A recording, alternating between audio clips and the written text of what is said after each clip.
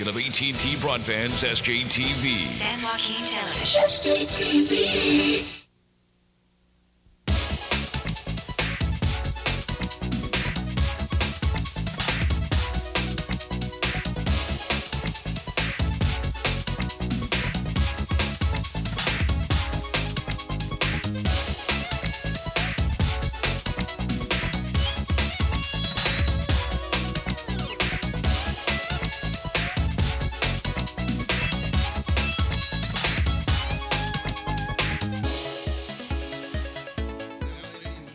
Welcome from the Thompson Sports Complex on the St. Mary's High School campus for the SJTV Sports High School Football Game of the Week. As tonight, the 3-1 St. Mary's Rams host the 4-0 Edison Vikings. Hello everyone, I'm Eric Alves. Tonight we'll see two of the three remaining undefeated teams in SJAA play, along with Lincoln. Of course, Edison comes in with a very impressive offense, scoring 32 points per game, but their defense has been just as good as well. The same can be said for the St. Mary's defense, which has yet to yield 20 points to any team this season. So the pressure's on St. Mary's offense if the Rams hope to come away with the homecoming win. It's the Vikings and Rams next on the SJTV Sports High School Football Game of the Week.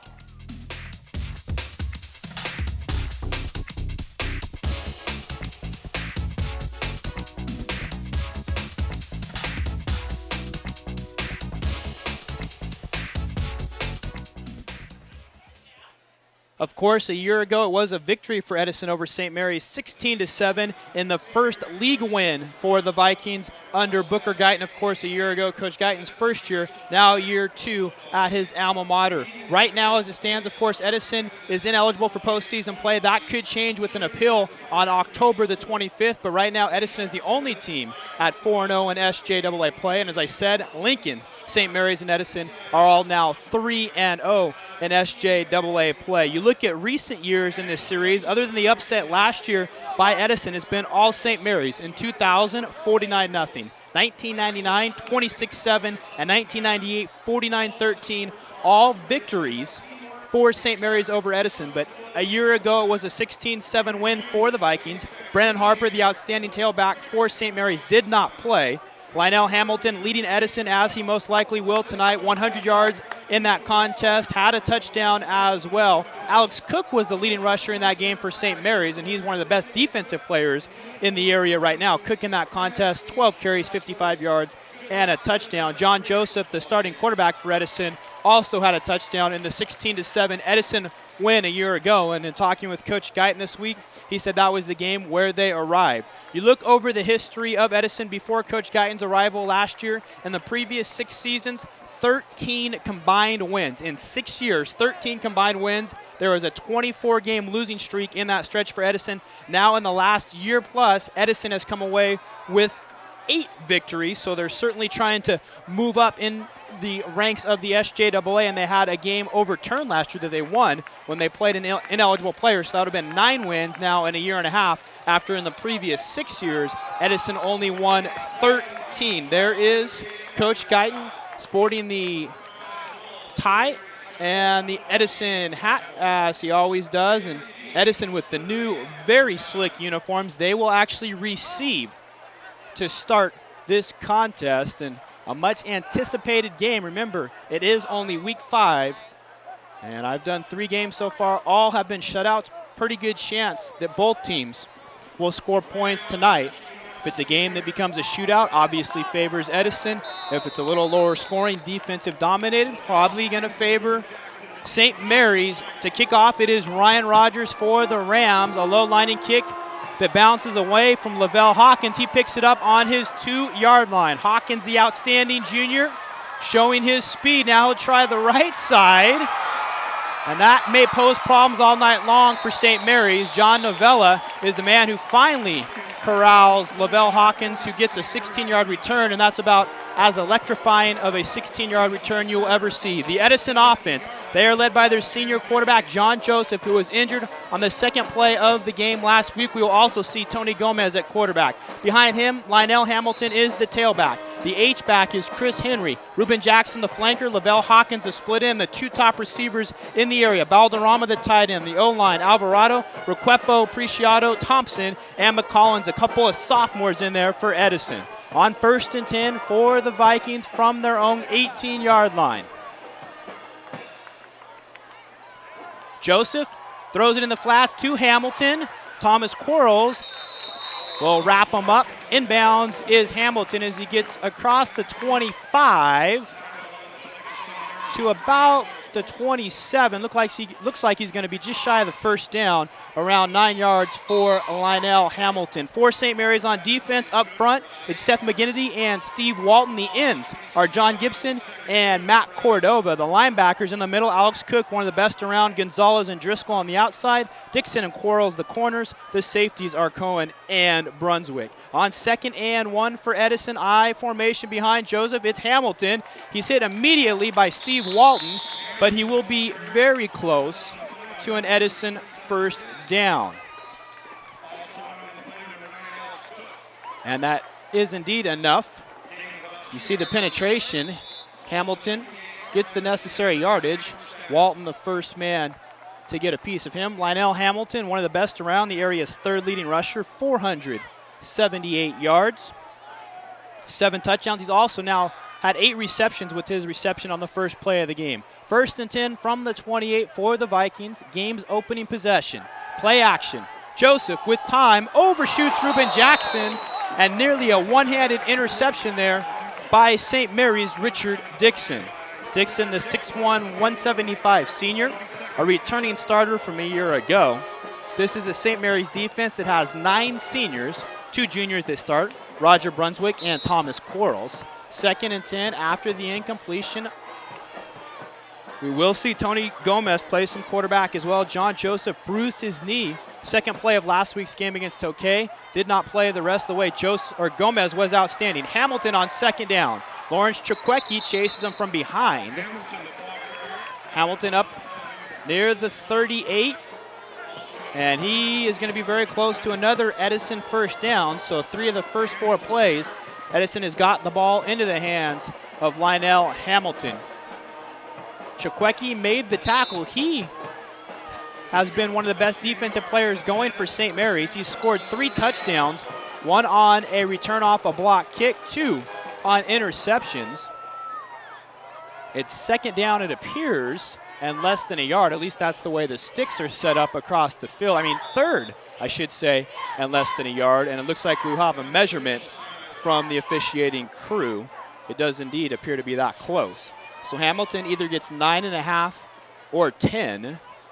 You see the chains across the field. They have it as 2nd down, but there was the incompletion on the previous play, and then Hamilton either gets 9 or 10 on this run. So it'll either be 1st and 10 or 3rd and a yard. But it is a first down for the Vikings as they move the chains. Lionel Hamilton able to pick up back-to-back first downs. There's the end of the last play as Hamilton gets it just across the 38. Edison so far 4 plays, 3 times. It's gotten into the hands of Lionel Hamilton, the highest recruited player in this area. Going to take trips to places like Miami, Colorado, and Michigan. Joseph over the middle. Open is his tight end, Martin Balderrama. Balderrama has a first down across midfield onto the St. Mary's side of the field as Richard Dixon makes the tackle. A gain of 13 for Balderrama. His 4th reception of the year, 3 for 45 coming in. Middle of the field has been open. Remember, Ruben Jackson was open on the play that he was overthrown by John Joseph. Joseph comes in 28 of 52, 627 yards. That's 2nd most in the area behind East Union's Kevin Rinke. Has thrown 3 touchdowns and 4 interceptions, all 4 coming against West.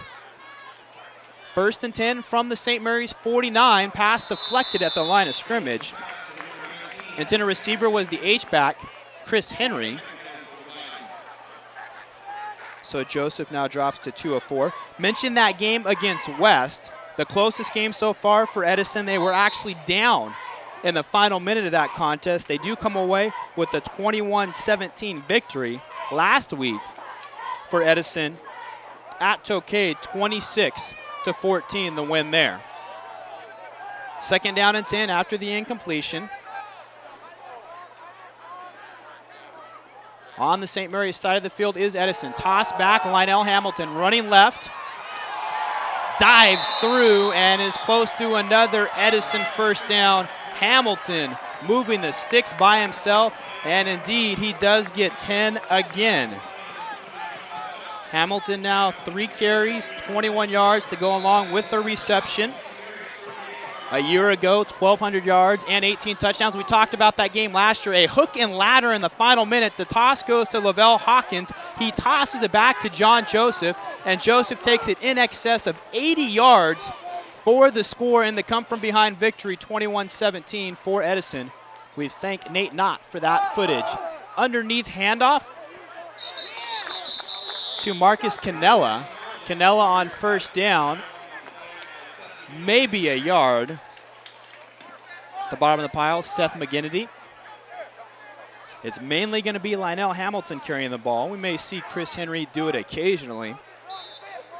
But Hamilton, one of the best in the area, along with Lewis Rankin, throwing Carlos Valdez, who we saw last week for Tracy, and Travell George from Franklin. Jeff Johnson, not too bad either for St. Mary's. We'll see the junior in just a bit. Second down and a long 9, maybe even 10, if you will, from the 38. Joseph is flushed, now throws. Reception made by Hawkins, slips a couple of tacklers. Brunswick pushes him out of bounds, but Hawkins is electrifying. He leads the area in receptions and yards, 26 for 482 and 3 touchdowns. Take a look at it one more time. St. Mary's seems to be playing well off the Edison receivers, fearing that speed. A pickup of 14 on the play. Hawkins last year played as a sophomore. He's just a junior and was named the top underclassman at a camp held on the Stanford campus. First and 10 from the 24, out of the shotgun. Joseph sets up the screen to Hamilton. Hamilton loses the ball. St. Mary's says they have it. We'll wait and see as the players pile up. And that is the signal now as the Rams come away with the turnover. Lionel Hamilton was popped in the middle.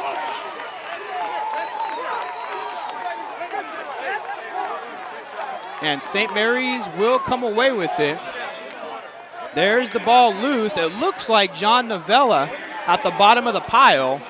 So for now, that's the man we will give the recovery to. Remember, the last time we saw St. Mary's, John Novella had a fumble recovery late in the game against Jesuit. Rams take over, 8:02 to go in the first quarter. The run on first down from the 20. Not much doing for Jeff Johnson. Johnson, the junior. The St. Mary's offense, their quarterback, a junior, Andrew Hamill. We will also see Chris Mendoza Sr. play some. Jeff Johnson is the tailback. The fullback is Mazgay. The H-back is Lemke. We'll also see Anthony Pisano at tight end. The X and the Z, Brunswick and Dixon. The offensive line, Tozy, Godfrey, Harada, Harrison, and Gibson. On a second down and 10 from the 20 after Johnson's run. Johnson will take it again, trying to get to the outside, and he's driven out of bounds by Lavelle Hawkins for Edison after about a 3, maybe 4-yard gain. There is Tony Franks, the head coach of the St. Mary's Rams, his second tour at St. Mary's, coached the Rams from 84 through 87. There is Jeff Johnson, leads the Rams, 423 yards rushing to this point. Now actually only about a 2-yard gain, so it will be a 3rd down and 8 on the opening series for St. Mary's after they recovered the Hamilton fumble. Clock at 7:21 first quarter on homecoming. Jeff Johnson again breaks it to the outside, has a first down and more, and then he is knocked out of bounds as he gets across the 35 to the 37, a 15-yard run for Johnson, who was the reigning athlete of the week in the Stockton record. Last week against Lodi, 13 carries, 174 yards, and 2 touchdowns. It seemed like he was in fast forward on that run. Johnson has the speed maybe to match up with Edison, one of the few players that does, not only on this St. Mary's team, but maybe on any team. Line of scrimmage now actually the 36. 1st and 10, St. Mary's from there. Hamill on the slant looking for Thomas Quarles. That pass deflected by Marcus Cannella, the inside linebacker for Edison. Here is the Edison defense. The tackles, Calvin Thompson and Desmond McCollins, a sophomore and a junior. The ends, Balderrama and Rucker, 2 juniors there. The linebackers on the inside, Marcus Canella and Wesley Muat. On the outside, it is Raymond Lopez and Ursel Ware. The corners, Rod Wallace and Aquino Guyton. And the safety is Ruben Jackson. 2nd down and 10 after the incompletion for St. Mary's. Edison had driven to the St. Mary's 20, a fumble by Lionel Hamilton, recovered by John Novella. Johnson splits 1 tackle, and then he's brought down by Raymond Lopez. Talked a lot about the Edison offense, but the defense has been pretty good as well. They've given up 54 points this season, 13.5 points per game. High West scoring 17 against Edison, the highest total scored against St. Mary's, 19 by Tracy. So neither team has yielded 20 this year. Johnson may be a yard gain on the previous play, so it is a 3rd down and 9 facing St. Mary's. Hamill looking for Roger Brunswick. St. Mary's wanted a flag. They don't get it. Coverage there for Edison by Ursel Ware. Where Coach Guyton said having an outstanding year. There's Andrew Hamill, a couple of incompletions on the first series and 4 runs by Jeff Johnson for St. Mary's. The Rams did have 4 scoring drives of over 55 yards last week. But of course their defense has been the strong point this year. And when we saw them in the opener against Jesuit, they were shut out. Brent Collins will punt for the Rams. Ruben Jackson picks it up on the 24. Has a seam. There is a flag as he returns it up to the 32. Teddy Cohen, Rodri Hayes, and also Alex Gonzalez. Haynes, Gonzalez, and Cohn. Legal block goes against the Vikings. That's our referee, Larry Macedo, and there it was right there. You saw it towards the left-hand portion of your screen. The officiating crew tonight, the referee is Larry Macedo. The umpire, Steve Larson. Back judge, Mike Trenton. The line judge is Richard Curiel, and the head linesman is Russ Wooten. So after the punt and the subsequent penalty, Edison will start again at the 18, which is where their initial drive of the game started. 6:16 to go in the first quarter. Edison fumbled on their first possession. St. Mary's punted. John Joseph firing over the middle. That pass is caught. Coverage by Novella, and it's Martin Balderrama again, the tight end. His 2nd reception of the contest. Gain up to the 25, a pickup of about 7. 2nd down and 3. Joseph, you see that cannon he possesses. Good coverage by Novella, better catch by Balderrama. 4 for 6 for Joseph. Good completion percentage here at the start. All kinds of time for Joseph. Looking up top for Hawkins, who makes the catch at the 40. Lavelle Hawkins brings it in at the 40-yard line. A pickup of 35 by probably the best receiver in the area. Just lofted up there by Joseph, and Hawkins went up to get it. You see it dance through the night sky, and then number 1 will come into the picture. Thomas Quarles on coverage. Heck of a play by Lavelle Hawkins. 1st and 10. Edison inside the 40 of St. Mary's. Lionel Hamilton inside the 35. Down to the 34, a pickup of 5 for Hamilton. That'll bring up a 2nd down and 5, but what a reception by Lavelle Hawkins. Hamilton now 4 carries, 26 yards. 2nd down and 5 upcoming from the 34 for Edison. 2nd time in 2 series they've been on St. Mary's side of the field. Toss back, Hamilton. Down the sideline, has a 1st down inside the 25.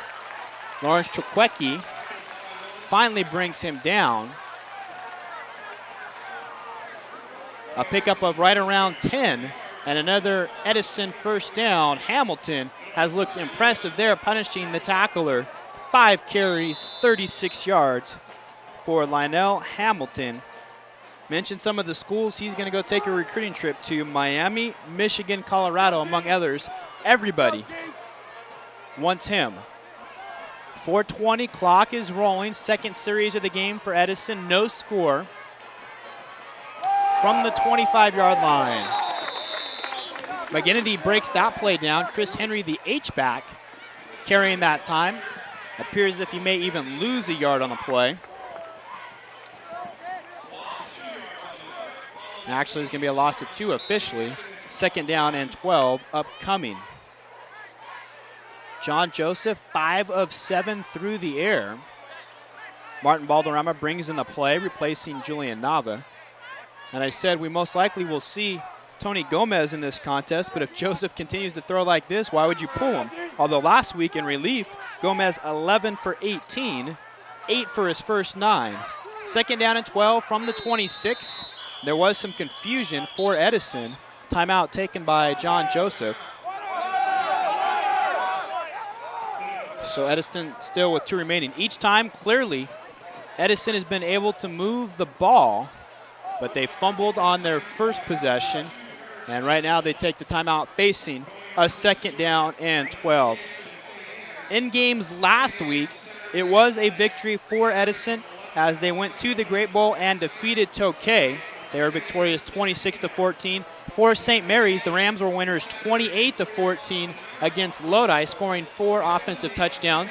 You see some discussions on the Edison sideline. Other scores from games played last week: Lincoln, a big-time winner over West. Very impressive score from them, 33-7. Franklin on a Saturday annihilates Bear Creek 52-6. The game we had, Tracy over Stagg 39-0 in a shutout. And then in the VOL, Manteca gets back in the winning column, 41-21 over Los Banos. East Union, a nice win over Valley, and Sonora up in Sierra by a touchdown.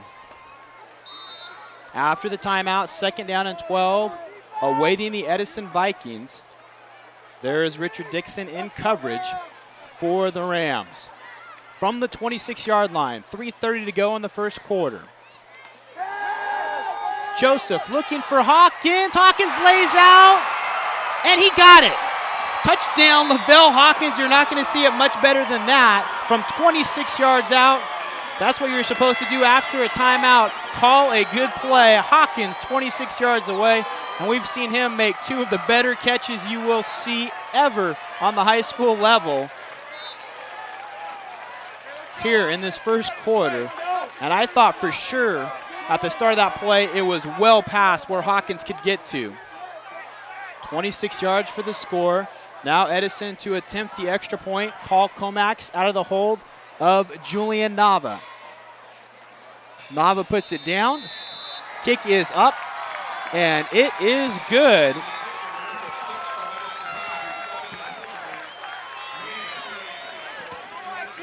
You see the touchdown again. Joseph to Hawkins, laying out and bringing it in. 7-0 Edison with 3:23 to go in quarter number 1. And now 2 series in a row where Edison has driven the ball into St. Mary's territory. The first time they fumble, this time they get the 26-yard touchdown reception by Lavelle Hawkins. I'd like to take this time to help support completion of the Ed Sprague Junior Fieldhouse and win a car for Christmas. Tickets are $200 each. And now a little bit of pressure on the St. Mary's offense because we know of the quick strike capabilities of Edison. There is Melvin McClendon, an assistant for St. Mary's. A very young staff for the Rams after Coach Tony Franks. The veteran, he has a young group. Eric Bergstrom and Nate Nelson both played for him when he was an assistant at UC Davis. And then Blake Eagle, a former St. Mary's Ram, as is Melvin McClendon. He also played at Franklin. 3:23 to go in the first quarter. Comax to kick away. Short kick. Rams better get there. Luckily for them, it bounces out of bounds. and St. Mary's will end up with pretty good field position. The flag down against Edison because they kicked it out of bounds, but a good risk there to take after scoring to go with the pooch kick and see maybe if you can go down and scoop it up. St. Mary's on their first series, 0 of 2 through the air. 4 runs by Jeff Johnson. You see the scoreboard in the background here at the Thompson Sports Complex.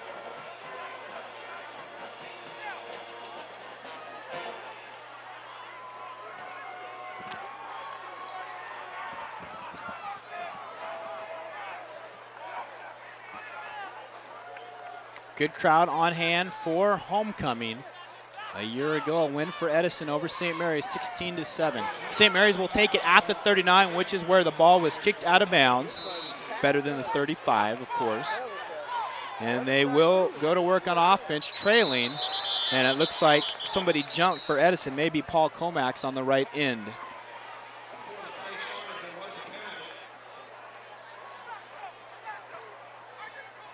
Called now by Larry Macedo. So encroachment on the defense. Third flag thrown against Edison. Not one yet against St. Mary's, but it really doesn't matter to this point as it is 7-0 Edison Vikings. 6 seniors, 5 juniors for St. Mary's on offense, but the skill players are where the juniors are. Hamill, the quarterback, the running backs, Johnson and Mazgay, a receiver, Brunswick, and then John Gibson, the new right tackle. He's moved into a starting role on the offensive line because of a neck injury to Michael Ellis. Ellis is out for the year. So John Harrison moved from right tackle to right guard. Michael Godfrey went from right guard to left guard. And now John Gibson is the right tackle, along with Tozy, the left tackle, and Harada, the center. So this is the third game that group has played together. First down and 5 after the offsides penalty. We have a flag thrown again. Edison's clapping. They're thinking this will go against St. Mary's. And it does go against the Rams. They're first, so they give back the 5 yards that they were given.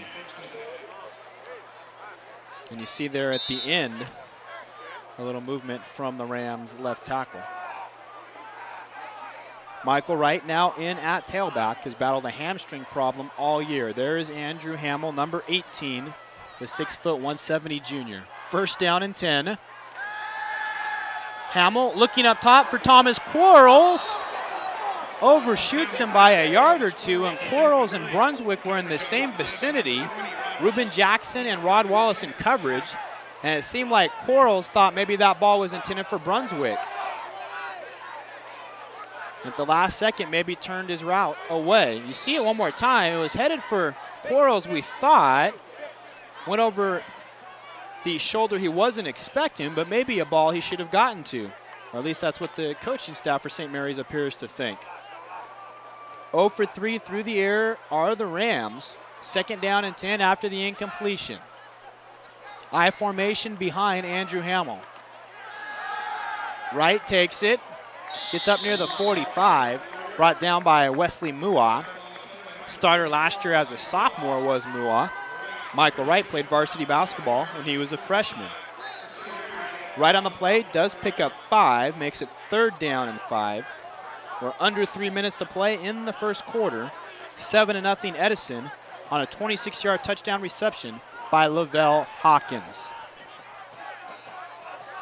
Third and 5 from the 44. St. Mary's must get to the 49. Pisano, the tight end, moves to the left side. Mazgay is now a wing.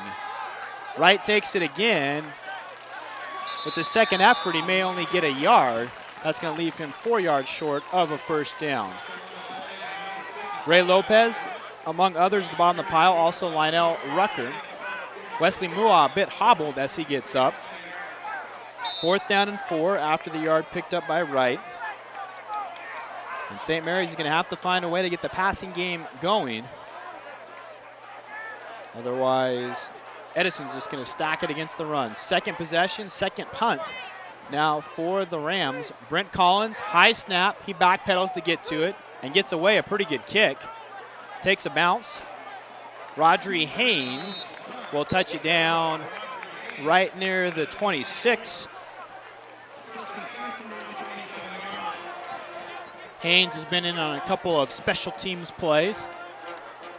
Good job by Brent Collins to first catch the snap and then get away a good kick. Actually about 28 yards, but there was no return. Edison will have it for the third time. This time they get it at the 27. 1:53 to go in quarter number one. John Joseph, 5 of 7 through the air, including a couple of big hookups with Lavelle Hawkins.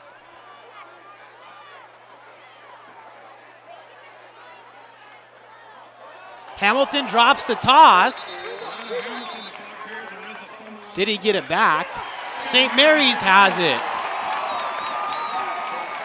And it's Brent Collins, the man who punted on the previous play. So he showed the good hands on the recovery, and then Collins with the good hands there to scoop it up. And Lionel Hamilton, it doesn't appear he ever had both hands around that football. Looked like it bounced right off of him. Not sure if he wasn't expecting it, took his eye off it, not sure. But St. Mary's with outstanding field position. They start on the Edison 29, 1:47 to go. Let's see how they respond to the second turnover by Edison. Play action by Hamill. Trying to find the tight end Pisano on the crossing pattern. He was double covered by Rod Wallace and Raymond Lopez. Incomplete. 0 of 4 now are the Rams. There's Coach Guyton, probably not too happy about the fumble. And as many people have said, Edison is maybe the only team that can beat Edison. Of course, that remains to be seen because this is indeed week 5, but Edison has been moving the ball all over the field on offense, but they've turned it over twice. And let's see now if St. Mary's can capitalize. Second down and 10 as the Rams reset. One back, that's Johnson. He will take it, running up the middle. Has a first down inside the 15. Johnson inside the 5. Touchdown, St. Mary's. Jeff Johnson takes it in from 24 yards out. Outstanding run by Johnson as he took a shot and then kept going.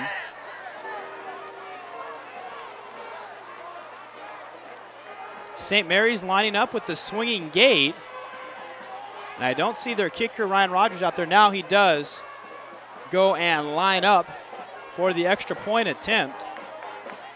High snap, Mendoza gets it down somehow.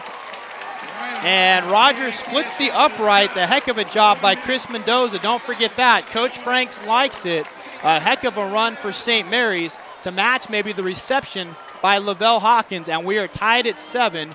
And finally, both teams have scored in a game I've done. There's Hamill on the handoff to Jeff Johnson. Took a big shot right there. We lost him, and so did Edison on that run. Jeff Johnson from 24 yards out on the touchdown with 1:35 to go in quarter number one. You see him coming through. There is the shot delivered by Reuben Jackson, but Johnson just spins around. And he takes it to the house. Congratulations on the sideline, as there should be, for Jeff Johnson. Last week, 13 carries, 174 yards, and 2 scores. And he just had one of the prettiest runs of his season, if not the best run of his season. Johnson did have a big carry earlier this year in a game against Tracy.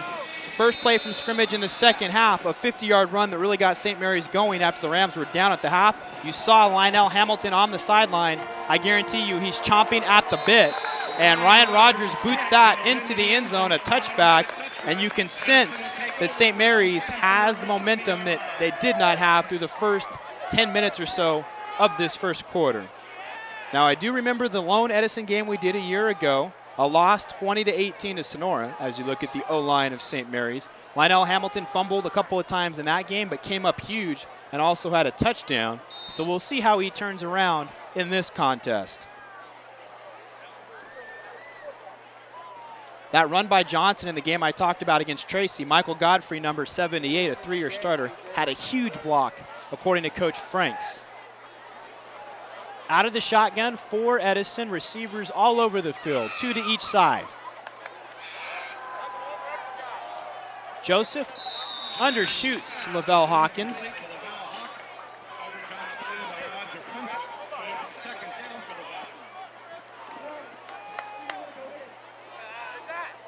And that breaks a streak of 4 consecutive completions. No huddle here for Edison on second down. 2nd and 10, 1:30 to go in the first quarter. Joseph looking for Ruben Jackson, passes deflected and then not caught. It was almost intercepted as well. Richard Dixon right there with Ruben Jackson. So back-to-back incompletions for Edison.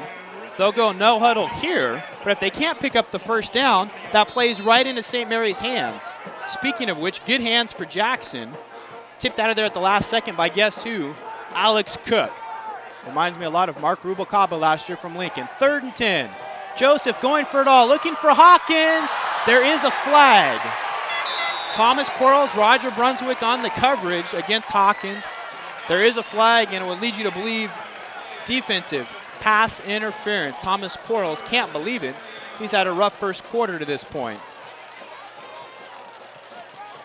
And of course, in the high school game, that's a 15-yard penalty. Edison was walking forward as if it's the same call in the NFL where it's a spot infraction and you go wherever the infraction occurred.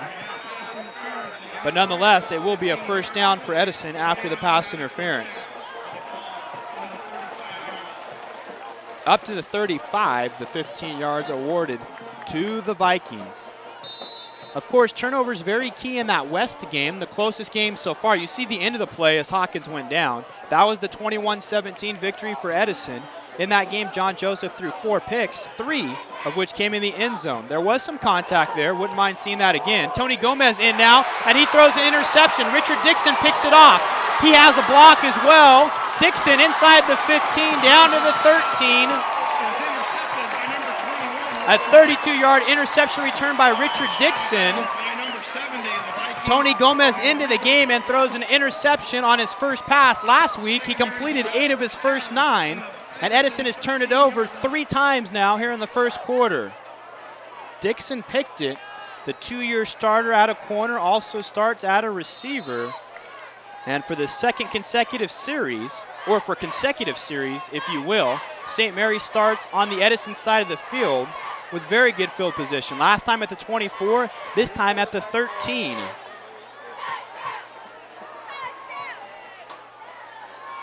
Chris Mendoza in at quarterback for St. Mary's. Throwing, Roger Brunswick. Down to the 1. No touchdown. Brunswick gets to the 1. Edison went with the no huddle, and then they throw the pick so quickly they get it back to the hot hands of St. Mary's. Mendoza's first completion nearly goes for a touchdown, or his first attempt, while Tony Gomez, his first attempt goes for an interception. That's the way things have turned now in this game. 12-yard reception, and that is the first completion for St. Mary's, and it comes from Chris Mendoza, the backup. Last week, Mendoza moved the ball well for the team, was 3 of 5 through the air, 76 yards. On 1st and goal, touchdown, St. Mary's. The Rams punch it in.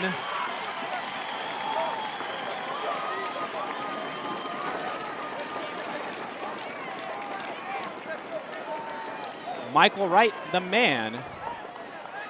And once again, St. Mary's lines up with the swinging gate. Quite the odd alignment. We'll see if they move over to try the extra point. You see the whole offensive line well over to the left.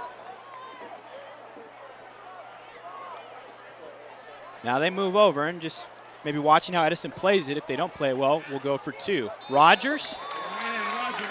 He kicks it through. For St. Mary's, a 2-play drive. A 12-yard reception by Brunswick. And the 1-yard touchdown run right here from Michael Wright. You can see everybody stacked in the line. Let's see if number 8 sneaks through in there.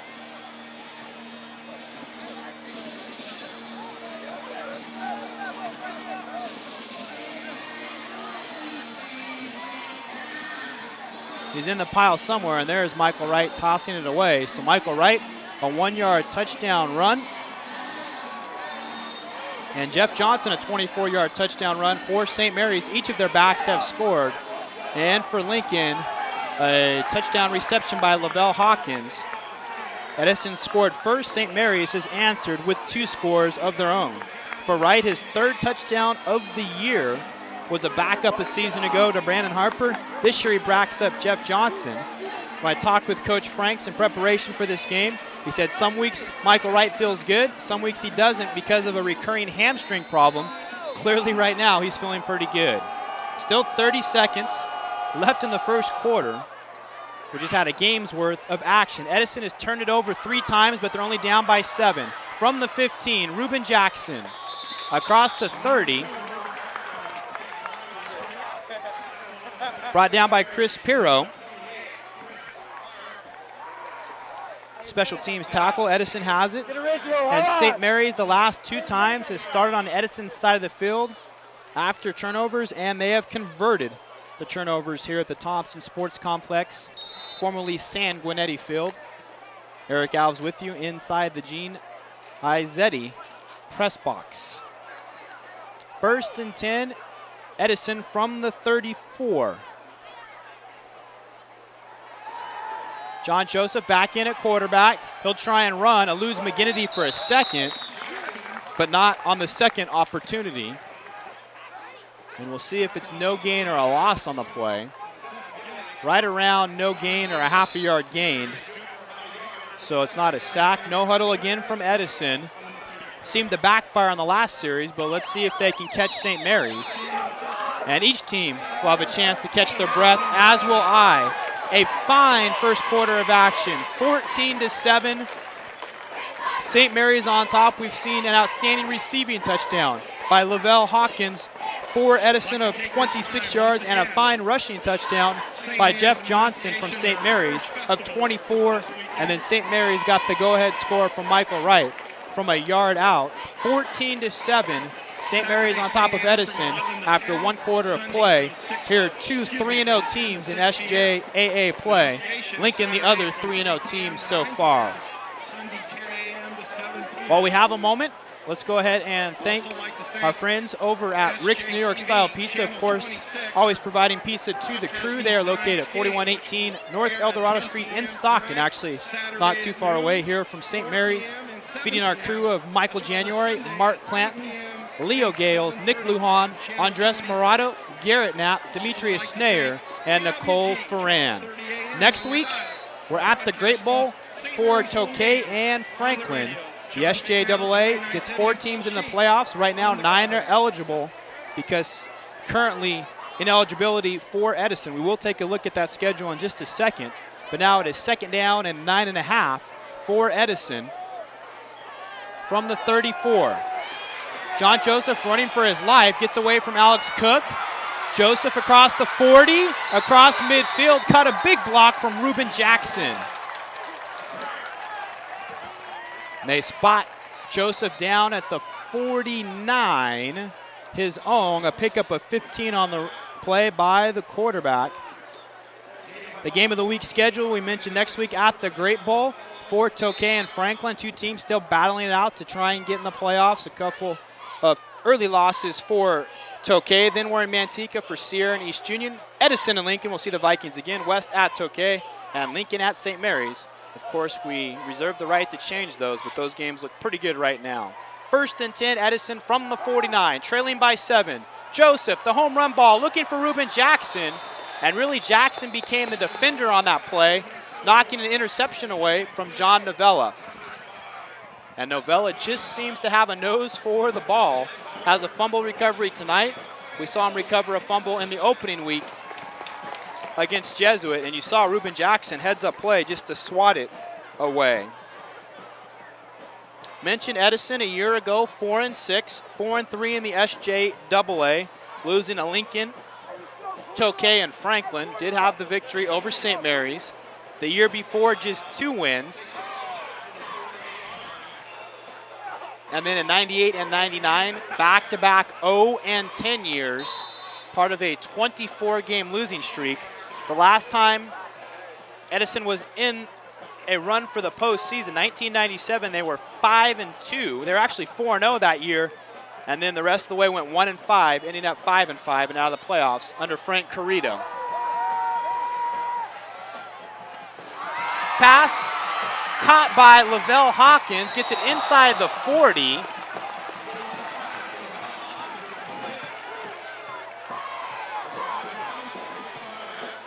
Another big gainer for Lavelle Hawkins. 27-yard pickup. And then he was thrown down hard by Roger Brunswick. 27 yards on the reception for Hawkins. 3 receptions for him, 26, 27, and 35. Underneath handoff, it's Chris Henry. Henry back to the original line of scrimmage before a host of Ram defenders bring him down.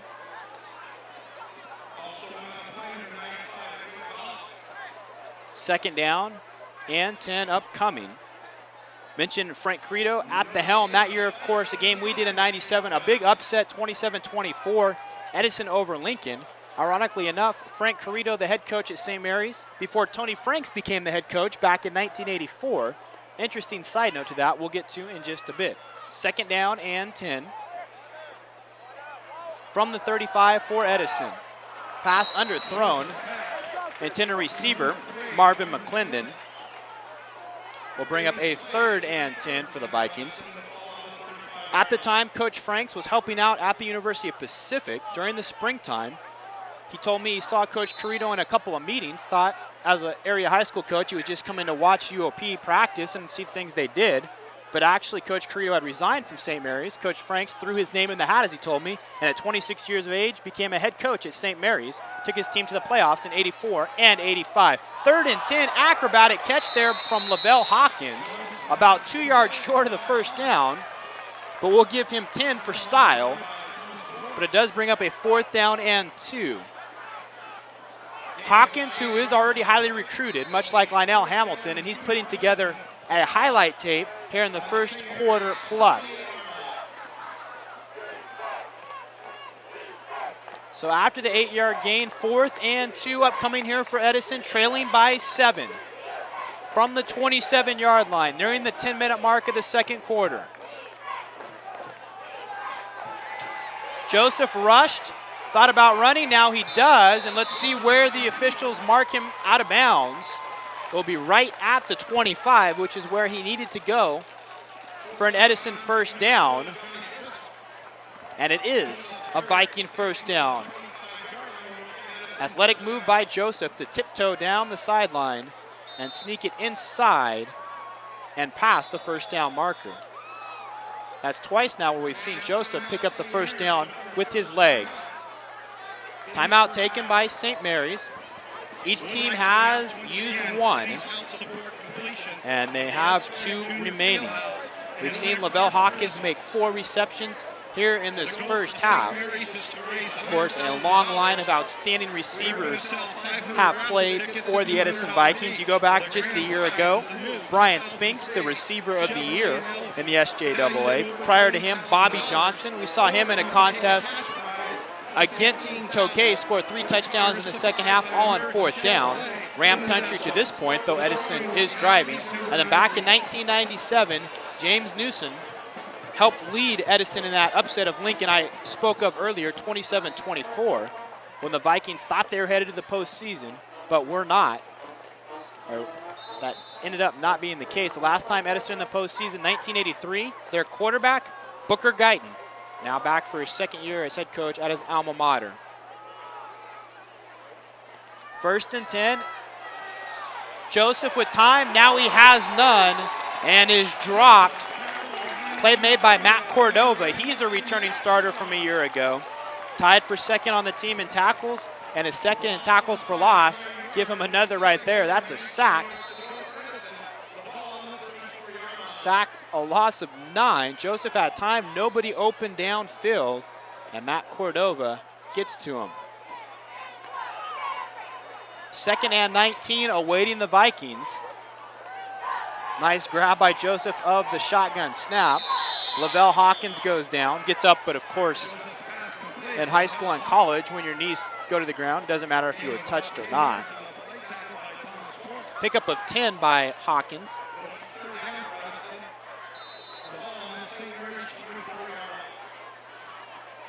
Already 5 grabs in the first half for Lavelle Hawkins. Adding on to his area leading total of 26, he now has 31 receptions to go along with 4 touchdowns. 3rd and 9 now for the Vikings from the 24 of St. Mary's. Joseph hit by Seth McGinnity. Ball may have came loose, but it was late. McGinnity with the sack. St. Mary's 2 sacks in a span of 3 plays. Lost back right around the 33. We'll call it a loss of 7 on the sack by McGinnity, who played last year for St. Mary's on the defensive line, though he was not a starter. St. Mary's came in touting their defense. Of course, they had a big picture in the Stockton record, said they were ready for the challenge of Edison, and were glad the Vikings were their homecoming opponent. Coach Guyton said that fired his team up, that they were the homecoming opponent of St. Mary's. Usually you pick a less than good team as your homecoming opponent. 4th down and a mile. Reuben Jackson, it hung up too long. Richard Dixon in coverage. Had that ball gotten there quicker, Jackson may have had a touchdown on the 4th and 17 play. So on downs, turned over because Reuben Jackson clearly had beaten the defenders, but the pass just hung up. And so the St. Mary's defense does hold, but they also held their breath. 1st and 10 Rams from the 33. Leading 14-7. St. Mary's 14 straight points after Edison scored first. Jeff Johnson on 1st down, busted to the outside, then is tripped up.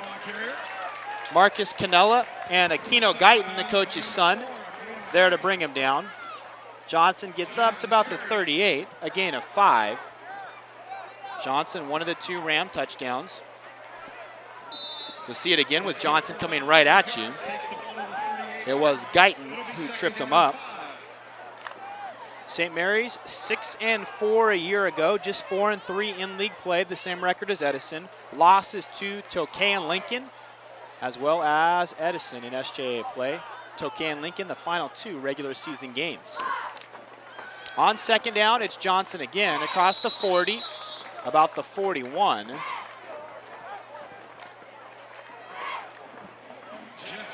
Tackler that time for Edison, Manuel Moran. Manuel Moran making the tackle. 3rd down and a very long one upcoming for St. Mary's. St. Mary's has had a history of getting off to good starts and then poor finishes recently. In 2000, they were 7-1, lost their last 2, didn't make the playoffs. Last year, 6-2, lost their last 2, didn't make the playoffs after going to the postseason 7 of the 8 previous years. 3rd and 1.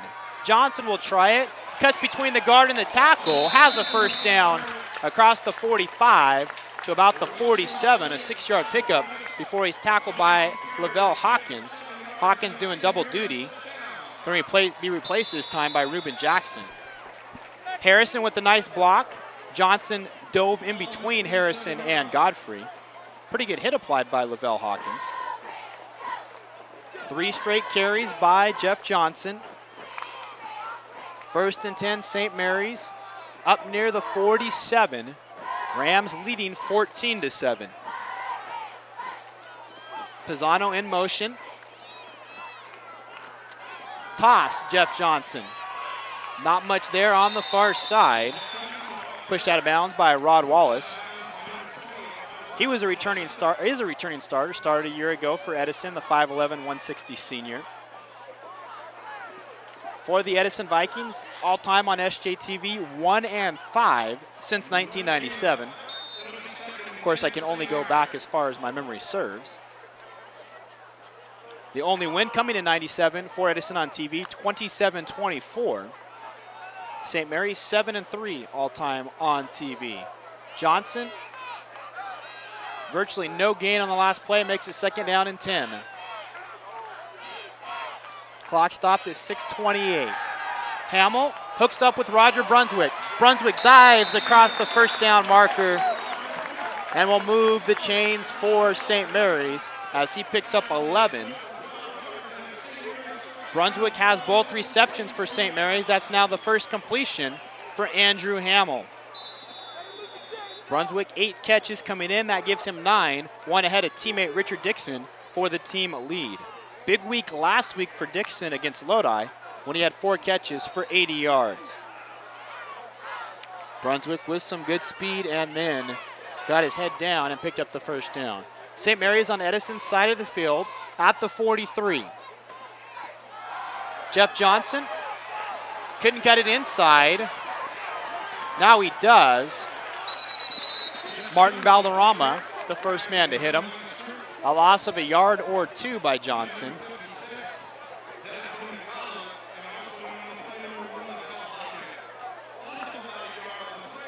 Loss of 1 makes it 2nd down and 11, and it seems like Coach Franks and his offensive coordinator Eric Bergstrom either have Jeff Johnson play tailback the majority of a series or Michael Wright. Really don't switch them too much during the course of a series, but let them play through individually a given series. Nearing the 5-minute mark of an event-filled first half. 2nd down and 11 upcoming for St. Mary's. Up the middle, Johnson picks up maybe a yard back to the original line of scrimmage. Desmond McCollins, a 2-way starter, brings down Johnson.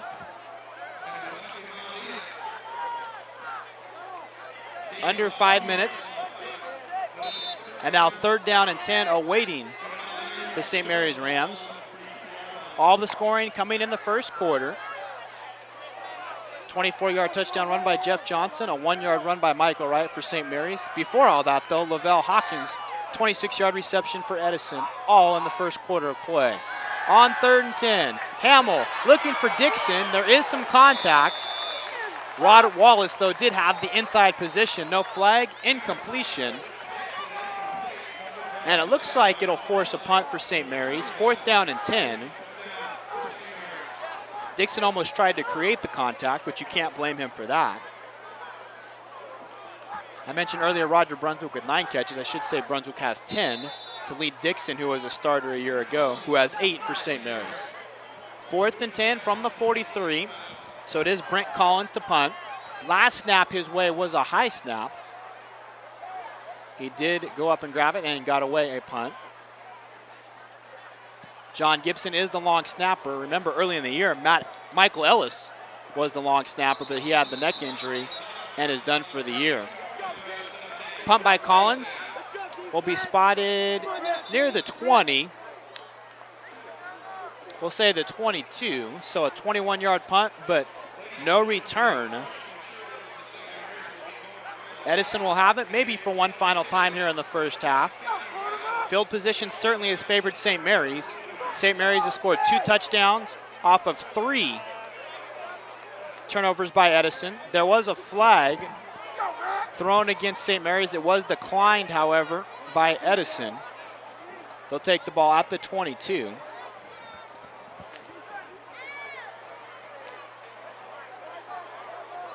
.4:11 to go in the first half. Edison down by 7. They have almost gone exclusively to the no huddle. We'll see what they do after this first play.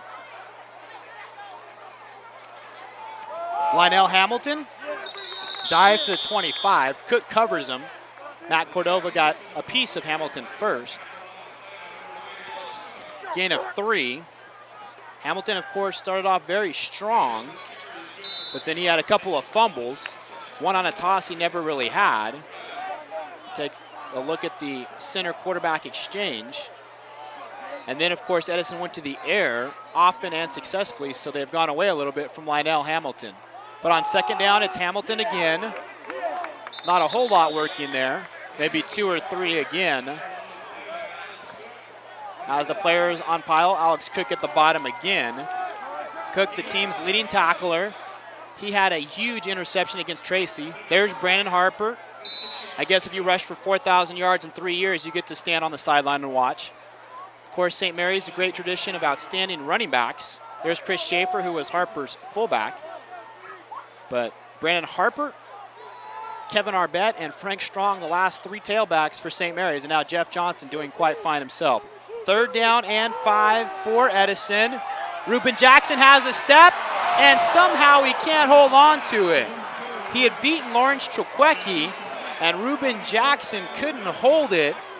Otherwise, he would have taken it the distance for a 75-yard touchdown. Jackson scoring the touchdown that was the difference in the West game. And he could only get the fingertips on it. In fairness to Jackson, it was a little away from him. Tried to catch it in stride. Maybe had he laid out for it, he would have came up with it.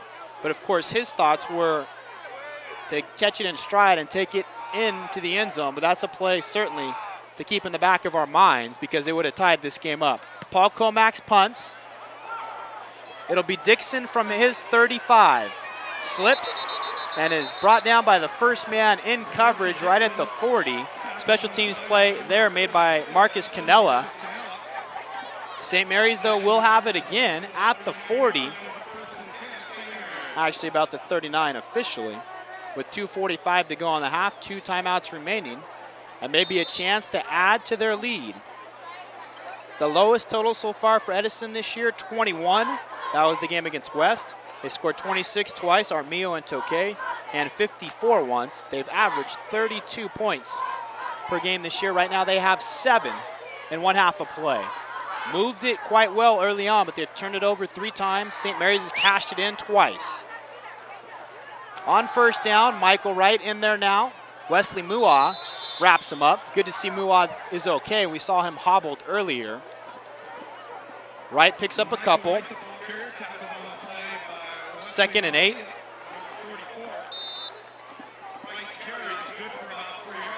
Mua started as a nose when he was a freshman at Tokay on the JV team, and then last year as a sophomore, moving a linebacker for Edison. Outstanding group of linebackers with Mua Canella, Ursel Ware, and Raymond Lopez.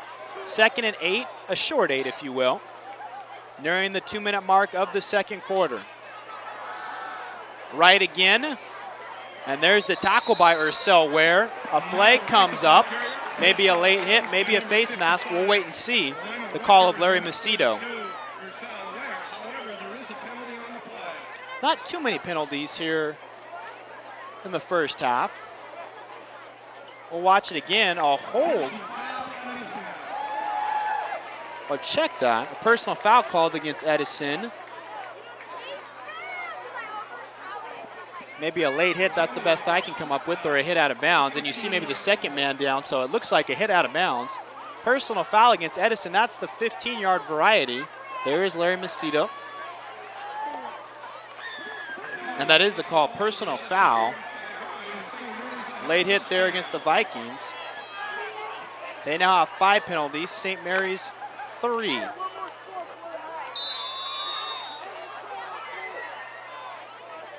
St. Mary's back on the Edison side of the field. Flag thrown, 2 in fact, before St. Mary's can snap it. Here's Larry Macedo again with the call.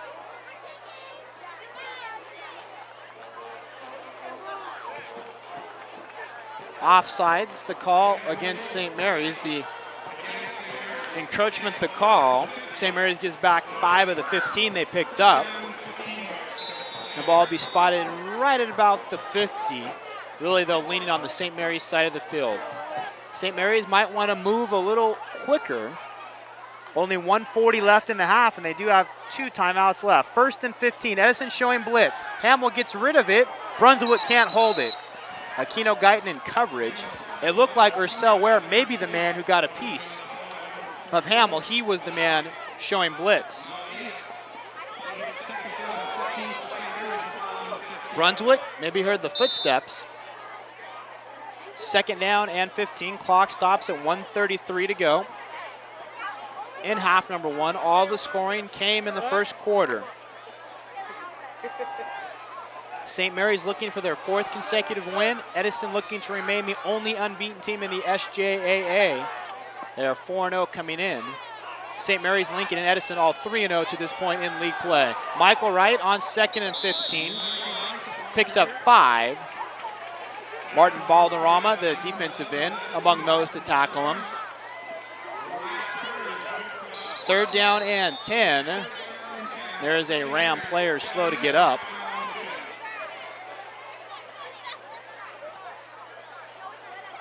Right at the 45-yard line.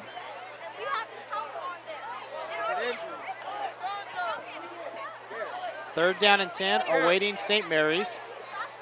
Mentioned some of the games last week. Let's take a look at some of the other games in the area tonight. Of course, this one right here, huge. And there's a game on Saturday that could be key as far as the playoffs go. West at Franklin, that is a Saturday game. Other SJAA games, Lincoln at Tracy on homecoming.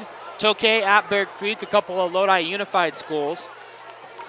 And Stagg at Lodi. Then in the Valley Oak League, Sonora at Manteca, East Union at Los Banos, and Buhack at Sierra on homecoming. Buhack, of course, only with juniors, so Sierra very wise to pick that as their homecoming game. And guess what? Buhack will be Manteca's homecoming game next week. Our game next week, Franklin and Tokay, will be a homecoming game, as will our game the week after that, East Union and Sierra. The injured player with Anthony Pisano, a tight end for St. Mary's, able to get off the field under his own power. 3rd down and 10, awaiting the St. Mary's Rams, leading 14-7, clock starting to roll as we go under 1 minute to play in the first half.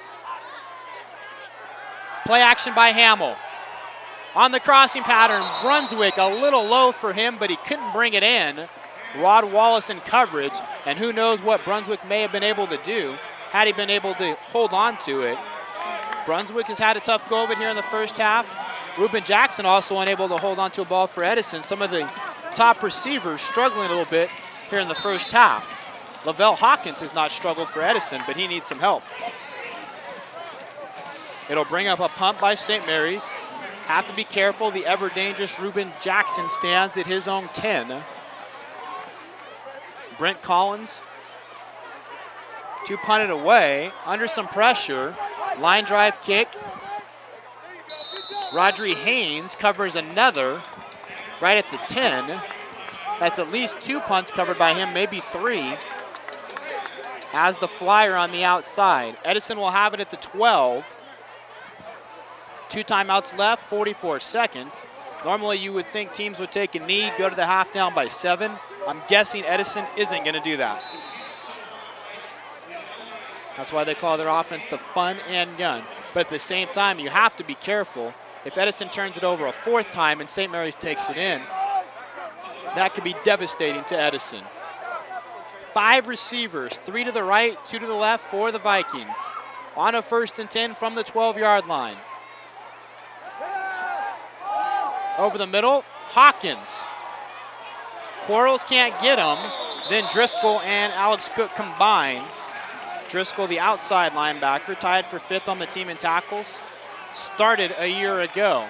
Hawkins picks up 5. Down to 20 seconds on 2nd and 5. Bad snap. Joseph picks it up around the 5-yard line, throws across his body. Pass danced in the air for a second and then fell incomplete. Rodri Haynes there in coverage. Both Lavelle Hawkins and Reuben Jackson in the vicinity for Edison. Coach Frank said he'd have to go and use his depth in the secondary with the 5 receivers Edison shows. We've seen Rodri Haynes play in the secondary, Lawrence Chukwueke, and John Novella, 3 guys off the bench, and they've all played pretty well for St. Mary's. 3rd and 5.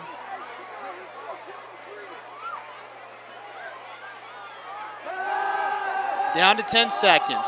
Hawkins has it at the 30. No, he drops it. Held it for a second, it seemed. Down to 6.8 seconds. Edison's going to have to punt from their 17. And if you're St. Mary's, do you bring the house and try and block it or set up the return? Because most likely this is the last play of the half. Comax will punt it away. Richard Dixon stands near midfield for St. Mary's, and Hawkins did have it for a second, and maybe he caught a case of the dropsies from some of the other receivers. Hadn't dropped one until then. In fact, he had made some spectacular plays. Comax gets it away. Quarles came barging in for St. Mary's. Dixon from the 43. Dixon loses it. St. Mary's has it as the lights go out. Edison has it. Chris Henry takes it in. That's a touchdown. Do you believe it? Chris Henry on the recovery from near midfield. That's a touchdown. St. Mary's had turned out the lights prematurely for their halftime celebration on homecoming, and Chris Henry, the fumble recovery, takes it 49 yards. And we still have an extra point to kick. I was saying Edison had to be careful, but clearly St. Mary's had to watch out. Stripped out of there by Reuben Jackson, and then Chris Henry from midfield. You saw the lights go out, and Henry takes it 50 yards. You've got to be kidding me. And we're an extra point away from being tied. And the lights are still out.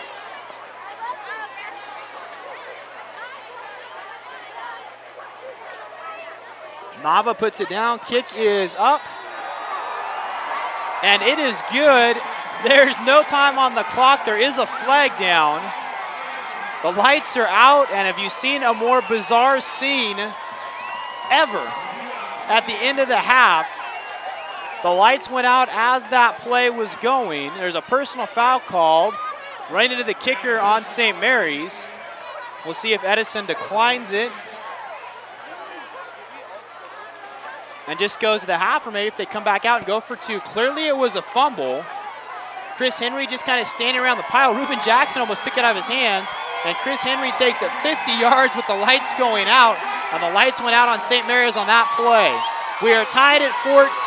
Edison, despite 3 turnovers, they are in it because of that play right there. Chris Henry, who is the 100-meter champion in the SJAA in last spring, he ran the 100 in 11.1, so right there he ran the 50 in about 5 flat. 14-14, back with more in just a bit. What a bizarre way to end the half. Two good teams going at it right now. Second half right around the corner.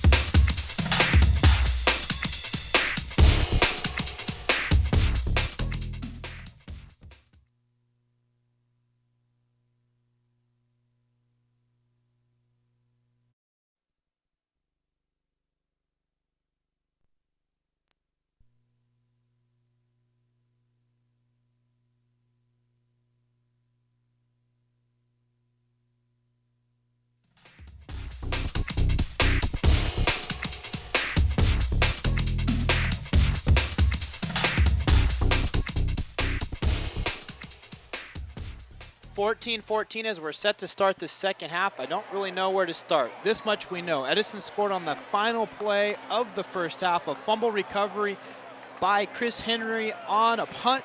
Richard Dixon fumbled. Henry scooped it up and went 50 yards the other way to get the equalizing score.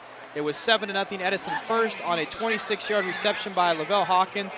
Then back-to-back scoring runs for St. Mary's. Jeff Johnson from 24 yards, Michael Wright from a yard. 14-7 after one quarter. Here's the final play of the half. You see Henry scoop it up and use his 100-meter dash speed, and Henry got the equalizer. And if you're St. Mary's, of course, when they were up 14-7, they had the momentum. They would have gone into the locker room in very pumped up kind of attitude, but now, even though it's tied, you would think maybe they're a bit lower than Edison would be, considering what happened on the final play. The other thing, halftime was about 30 minutes long, and be happy that we were able to go from the second to the third quarter here through the magic of TV. But 30 minutes, the players in the locker rooms, and now they got to turn around and play another 24 minutes of football to determine who's in first place at the end of the night in the SJAA. It'll be one of these teams and Lincoln if they're victorious. Edison will kick off to start the second half. Paul Comax to kick it away. Thomas Quarles and Richard Dixon stand at the 10 for St. Mary's. What an exciting first half. Hopefully, the second half can match it. St. Mary's got to get there. Quarles picks it up from the 22, gets out to the 30, and that is where the Rams will have it. 1st and 10 to start the second half. We're tied at 14. For St. Mary's, they only completed 2 passes in the first half. One by Andrew Hamill, one by Chris Mendoza. Hamill 1 of 7 through the air, 11 yards. Mendoza 1 for 1, 12 yards. Both receptions made by Roger Brunswick. On the ground for St. Mary's, Jeff Johnson, 11 carries, 56 yards, and a touchdown. And Michael Wright, 5 carries, 14 yards, and a touchdown. 1 turnover by St. Mary's, that on the punt return by Dixon. 3 turnovers by Edison. Jeff Johnson on first down. Gets near the 35. Ruben Jackson, Martin Valderrama, and Raymond Lopez there for the Vikings on defense. Johnson, the workhorse in the first half for St. Mary's. We'll give him 4. So he's now up to 12 carries. You can hear a lot of noise in the background. Players dialed into this game, as they should be. The fans are too. You'd have to guess 1,500 to 2,000 people here on homecoming. Both sides of the bleachers filled. 2nd down and 6 from the 34. St. Mary's will run it again with Johnson. Breaks 1 tackle, but then Ruben Jackson finishes him off. Raymond Lopez looked like he was the first man to get a hold of Johnson. Johnson gets another 4, makes it 3rd down and 2. Nifty move by the junior, replacing the 3-year starter, Brandon Harper, who we saw earlier on the sideline. 13 carries now for 64 yards. 3rd and a long 2, might even be closer to 3, to be honest with you. Opening possession second half, we're tied at 14. 7 first half possessions for St. Mary's, 2 touchdowns, 4 punts, and the fumble on their final possession, and they only possessed the ball for about 2 seconds. Johnson takes it deep in the backfield, and he will not sniff the first down. Ruben Jackson, another play on defense. And also Marcus Cannella, who is a bit slow to get up. Cannella there as well, the inside linebacker. Coming right into Garrett Knapp, but he gets up like a gamer. And Johnson on the play lost a couple. So it's a punting situation for St. Mary's, their 5th punt of the night. Edison outgaining St. Mary's 2-1 in total offense, but the 3 turnovers obviously bogging them down. Collins has done a nice job punting all night long, and there's Rodri Haynes again to down it at the 30. He has been a special team stalwart for the Rams. Ball spotted actually at about the 34. So 3 and out for St. Mary's. And let's see what Edison can do off maybe the excitement they had on returning the fumble for a score on the final play of the first half. But then again, each team had to sit in a locker room for 30 minutes.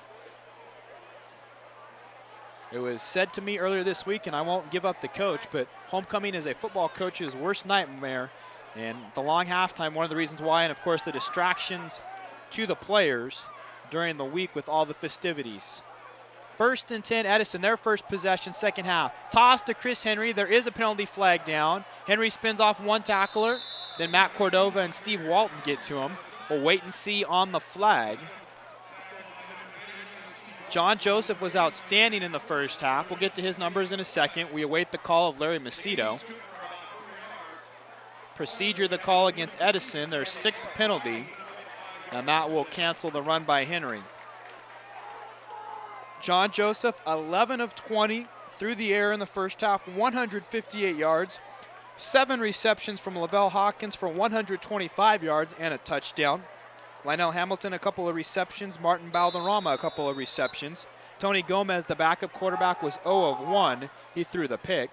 Procedure, somebody moving a little early maybe for Edison. Could be a number of things possibly to pick up the procedure. It is 1st and 15.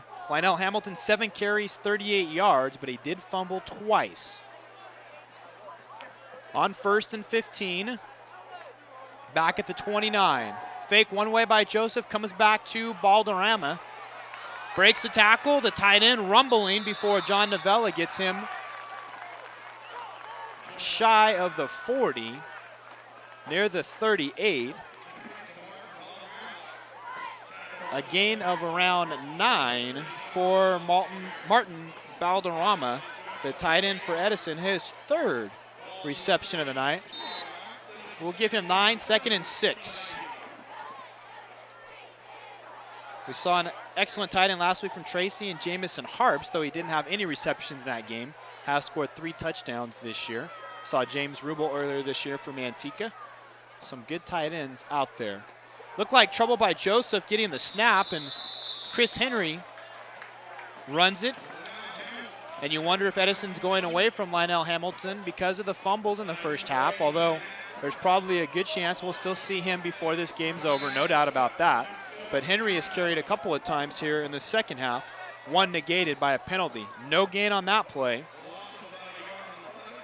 3rd down and 6. First possession for Edison here in the second half after St. Mary's went 3 and out. 3 receivers over to the right for Edison. On 3rd down and 6. At a standstill here in the second half after that was the case in the first, 14 apiece. Reuben Jackson, his first reception of the game, cuts it upfield and has a first down and then some.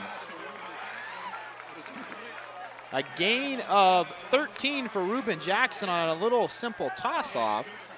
And then he took it up the field, showing his great speed. He was first team All-SJAA a year ago. Scored 3 touchdowns in a contest earlier this year against Tracy, 1 on a fumble return, 1 on a run, and 1 on a reception. So John Joseph, 2 of 2 here to start the second half. Now 13 of 22. 1st and 10 from midfield for Edison. Hawkins, his 8th catch, inside the 35. Brought down at the 31, a gain of 19 for Lavelle Hawkins. His 8th grab, now up to 144 yards, as well as Edison's first touchdown. 14 for 23.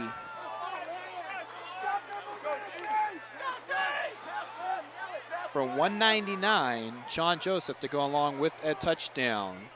Edison moving the ball as they have done all night. Remember though, the 3 turnovers, very costly. Drop off, Hawkins gets a block from Marvin McClendon, then takes a shot from Seth McGinnity. A gain of around 7 by Hawkins. High percentage play. Edison does that a lot with Hawkins and Jackson, and then let them work their magic. 2nd down and a short 4. Hawkins now 9 grabs, 150 yards. John Joseph over the 200-yard passing mark, but we are tied. Joseph over the middle. Reuben Jackson can't hold it. Would have been a spectacular play, covered by his opposite number 2, John Driscoll. So a linebacker having to cover Reuben Jackson, probably a matchup Edison would like to see, and just past the outstretched fingertips of Reuben Jackson. The first incompletion in 5 attempts for John Joseph in half number 2. 3rd down and 4. Opening possession second half for the Vikings. This is where their opening possession of the game bogged down near the 20 of St. Mary's when they fumbled. Henry is the lone setback. 3 receivers over to the right, 1 to the left. Joseph looks to the left, looking for Hawkins, who fell. There is a flag. Maybe he was tripped. That's at least what Hawkins is signaling. And you wouldn't expect him to do any less as a receiver.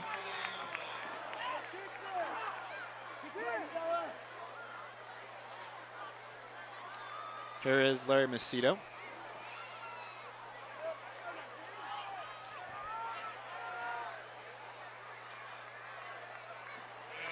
So the interference does go against St. Mary's, their 5th penalty, and that will give Edison a first down. There was some contact, and with so many passes thrown, there's been contact on a lot of plays. And I'm not sure if the contact was what tripped up Hawkins, but it certainly would look that way towards the officials, because I saw Quarles with his hands a little bit, barely touching Hawkins. I don't think that's what actually tripped him up, but I could see how the officials would interpret it that way. 1st and 10 from the 12 after the pass interference, out of the shotgun. John Joseph pumps. Now he's sacked by John Driscoll all the way back to the 25-yard line. A loss of 13. 3rd sack of the night by St. Mary's. Driscoll gets this one. McGinnity and Cordova with the others for the Rams. And let's see now if the St. Mary's defense can stand tall here in the face of an offensive onslaught from Edison. There's a good look at the eyes of John Joseph. Pumped and then was sacked. Didn't like what he saw. That's why he held on to it, and certainly didn't like the result either. 2nd down and 23. Edison actually can pick up a first down at about the 2-yard line from the 25. Joseph trying to get it all back. Goes to Reuben Jackson near the 5-yard line. He has it. Big grab there. Novella and Dixon in coverage. 2nd grab for Reuben Jackson. And now the senior starting to come alive right into your living room there. A pickup of 19. 2 now for 32 in the second half from Reuben Jackson.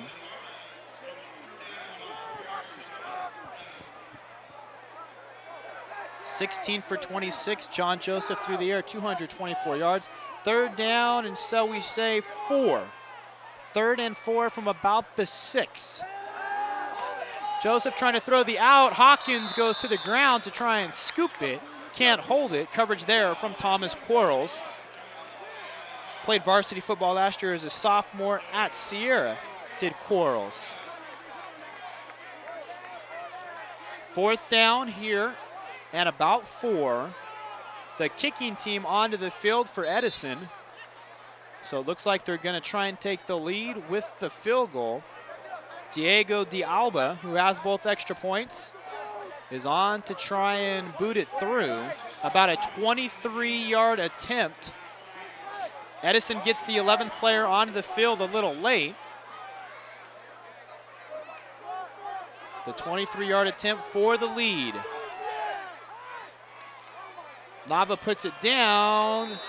Kick sneaks inside the upright. 17-14 Edison. They have the lead again for the first time since it was 7-0.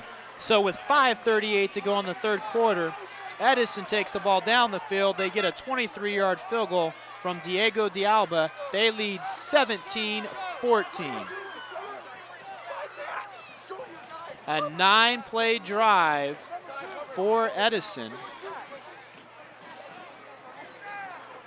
5 of 7 through the air was John Joseph, including that 19-yard hookup with Reuben Jackson. He took it down to the 6. Edison could not advance it as they threw an incompletion on 3rd down, and D'Alba gets the field goal for the Vikings. 17-14 Edison, as St. Mary's is set to get it back. And Edison, you think of their offense being quick strike, they've actually gone on some long time consuming drives with the short passing game. Mentioned the large crowd on hand here. First of 3 homecomings for us next week, Franklin and Tokay. The week after, East Union and Sierra. And we'll talk about the upcoming schedule for each of these teams. Edison at the end of the difficult part of their schedule. St. Mary's just starting the difficult part of their schedule. Paul Comax to kick off. Short kick as he's done all night long. Once again, it goes out of bounds right around the 32. St. Mary's should end up with it at the 35. Mention the schedules for Edison. The last 2 weeks they played West and Tokay, victorious 21-17 and 26-14. So 3 weeks in a row, West, Tokay, and St. Mary's. They still have Lincoln on November the 1st, and then of course the season ender against Franklin. Mentioned St. Mary's just starting the tough part of their schedule. They have Edison here. Then next week they're at West before they host Tokay again.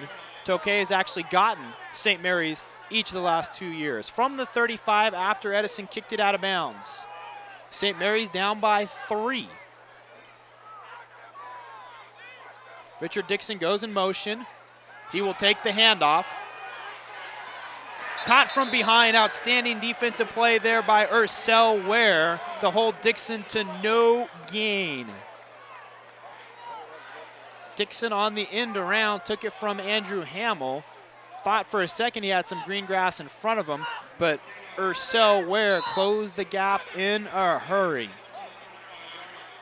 Edison returned 5 starters off of last year's defense: Rod Wallace, Raymond Lopez, Ursel Ware, Wesley Mua, and Ingracio Requepo. Requepo not playing much defense now. He's an offensive lineman. Lost an outstanding two-way player in Devon James from a year ago.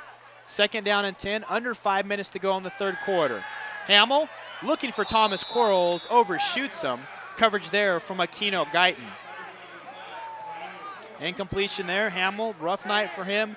1 of 8 now. Came in 17 of 42. 180 yards, a touchdown, and 4 picks. Of course, last year split time as the JV quarterback with Barry Enright. Enright, outstanding baseball player, is now playing football. But it's been Hamill or Mendoza all year long for St. Mary's. 3rd down and 10, facing the Rams. They trail by 3, 17-14. Game started to take a toll. 4-0 Edison, 3-1 St. Mary's. Flag is thrown on a pass that's intercepted by Reuben Jackson at the 25. This may come back, but will play the other way in the reverse skate. Jackson brought down finally at the 42, but we may have pass interference. Let's wait and see.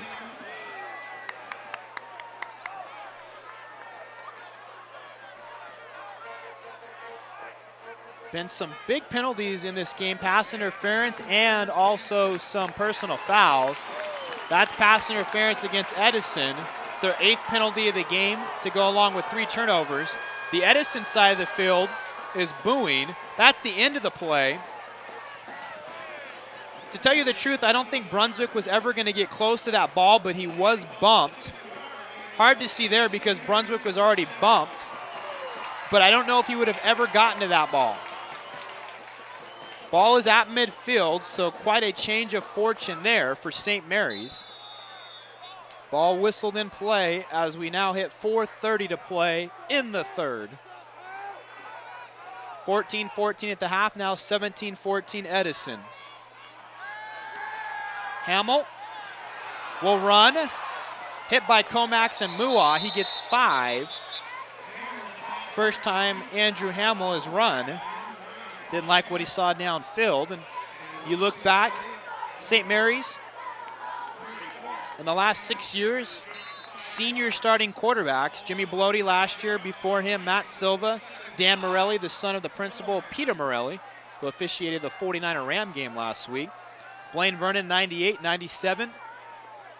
Jimmy Padilla, 96, Richard Hackett. And last time you had a multiple-year starting quarterback, Scott Town, of course, son of former head coach Steve Town. Michael Wright catches in the backfield, and he is going to lose 7 yards. Paul Comax is there.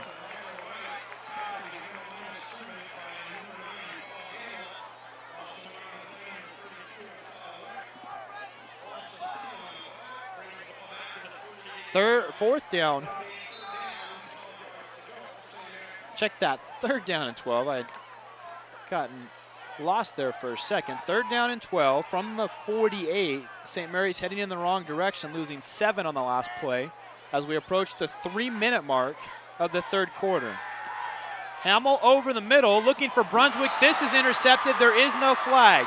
From the 28, Reuben Jackson. Jackson runs across the field before he's brought down by John Harrison, the right guard, but Reuben Jackson does get the pick. The 2nd turnover by St. Mary's. Edison has 3.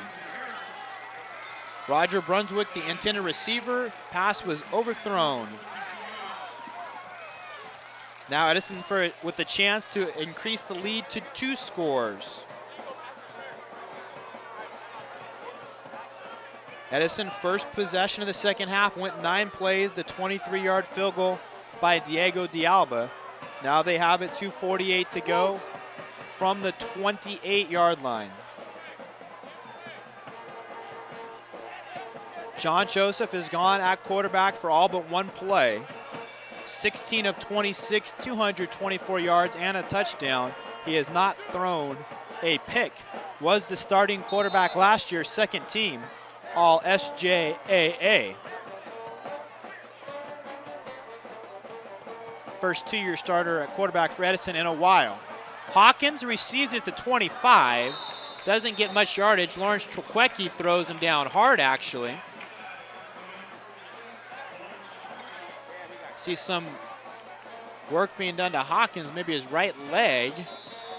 Of course, that would be a huge blow for Edison. Hawkins, a very short gain on the play, maybe a yard. We'll watch for the end of the play. Trkwecki got the jersey, and then a shot there from Alex Cook to add insult to injury. Hawkins going down hard. 10 catches now for 151 for Hawkins, 26 coming in. His teammate Ruben Jackson, who is among the leaders in the area, 10 catches in the previous 4 games, has 2 tonight for 12, but now Lavelle Hawkins up to 36, which is far and away tops in the area. Coming into the night, the closest as far as receptions to Hawkins was Gilbert Martinez from Manteca with 14. So Hawkins had 26 to start the night. He now has 36, but it's still being attended to on the sideline.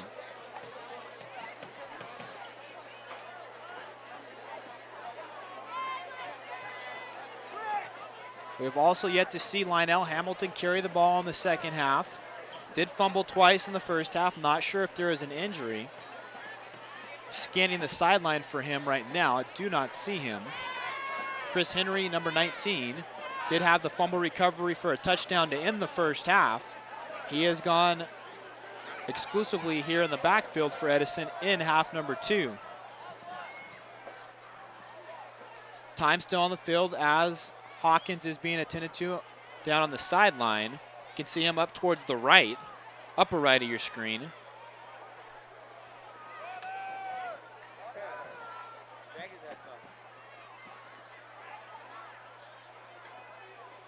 And now actually he's going to be moved, not under his own power, so that's not good. Hopefully we will see Lavelle Hawkins back in this contest. He has been outstanding. And I now see Lionel Hamilton on the sideline. He was taking a knee, so it doesn't appear if he's injured. Just maybe a coach's decision, but I have a sneaky suspicion we may see Hamilton before it's all said and done. 500 yards for Lionel Hamilton, third in the area, but the 2 fumbles certainly costly.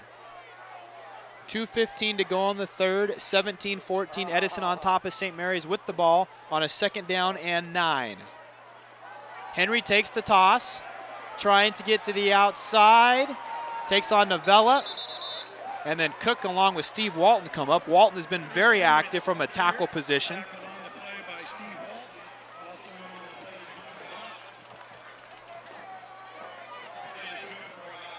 Walton quoted in today's Stockton Record and said, Edison has all the speed in the world, but we're going to put our top-ranked defense on the line and see what happens. Every team has weaknesses, and we're just trying to focus in on their weaknesses. Well, the turnovers have been the weaknesses for Edison.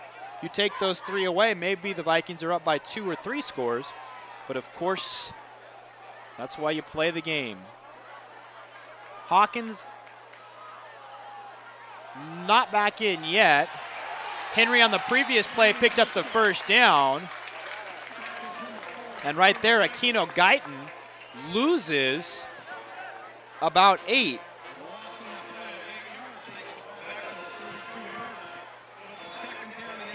So Edison trying to do it with a combination of Chris Henry and Aquino Guyton in the backfield in place of Lionel Hamilton, who stands on the far sideline at about the 36-yard line, and Edison will have it 2nd down and 18 at about the 33. 2nd and 18. Pass caught to an open Martin Valderrama. The tight end has his 4th catch of the night. He gets 13 on the play. He was all alone, the tight end. 3 catches coming in, has 4 tonight.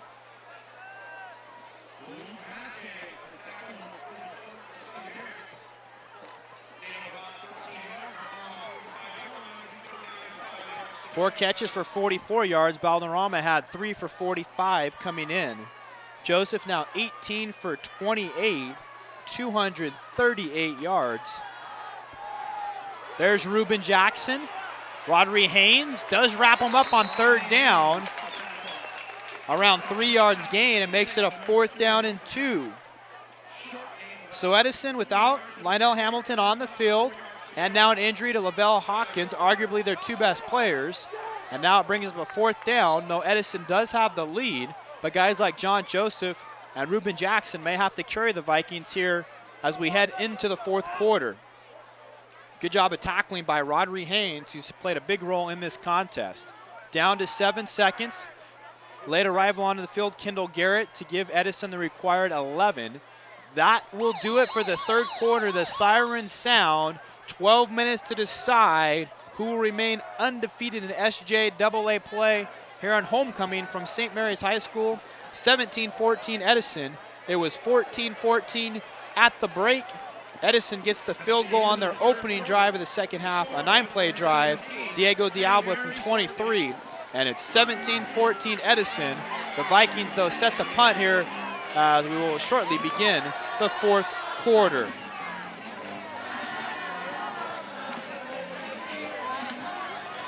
While we have a moment, let's go ahead and thank our friends over at Rick's New York Style Pizza. They are located at 4118 North Eldorado Street in Stockton. Go ahead and stop by and pick up some of the pizza like we did tonight. Our crew, Michael January, Demetrius Snayer, Mark Clanton, Leo Gales, Nick Lujan, Andres Morado, Garrett Knapp, and Nicole Ferran.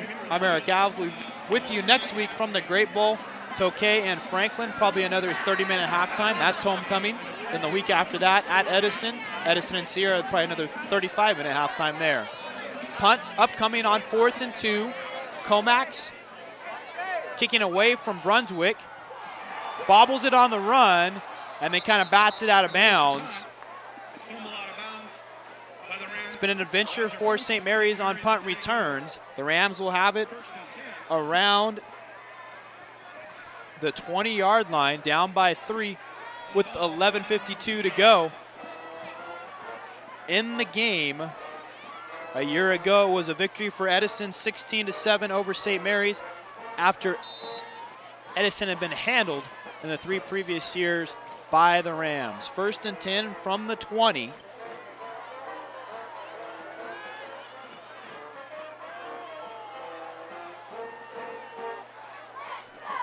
On 1st down, Chris Mendoza in there, gives it off to Jeff Johnson. He is brought down by Marcus Canella. Canella, Urselware, and Mua have been all over the place. 11:35 to go on the contest. 17-14 Edison on top. Earlier soccer action. A goal for the Rams, Brandon Lamb, the header. Edison and St. Mary's, a matchup that started at 5 o'clock. Whistle.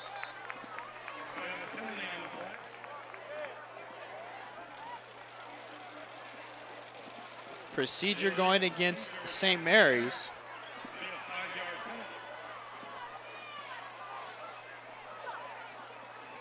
Rams now deep in their own territory. Back to the 16-yard line, makes it 2nd down and 15. Next week, St. Mary's at West, then they host Tokay, at Bear Creek, at Stagg, and end off here at home against Lincoln, a game we will also have here on SJTV. 2nd down and 15. This one has not disappointed, but we've only had 3 points scored in the second half. Mendoza, look out, backside pressure, Lionel Rucker, he gets to the quarterback. Rucker also had some assistance, but he was the man giving the backside pressure, the junior. This is an Edison defense that starts 6 juniors and a sophomore. There's number 55, Lionel Rucker. And I can't quite tell the other man who got there as well. We hear from the PA announcer, Keenan Mancho.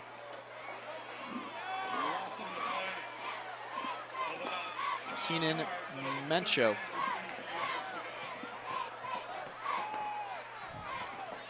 .10:33 clock rolling, 3rd down and a ways to go.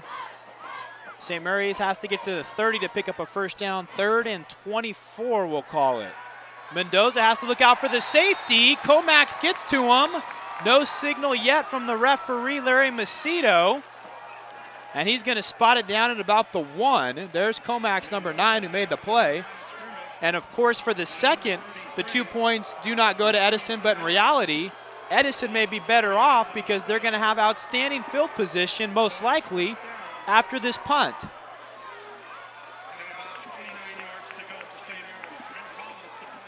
Back-to-back sacks after Edison had not picked up a sack previously, and Brent Collins is going to punt away from the end line, or just inside it. If he touches the end line, it's a safety. Barely gets the kick away, may have been touched. Reuben Jackson on a bounce from the 29. There's a flag, that's a clip, there's 2 flags. Jackson returns it to the 25, but Edison will lose some yardage most likely on what appears to be an illegal block. But nonetheless, the Vikings will have outstanding field position. With the clock stopped at 9:29, there was the block.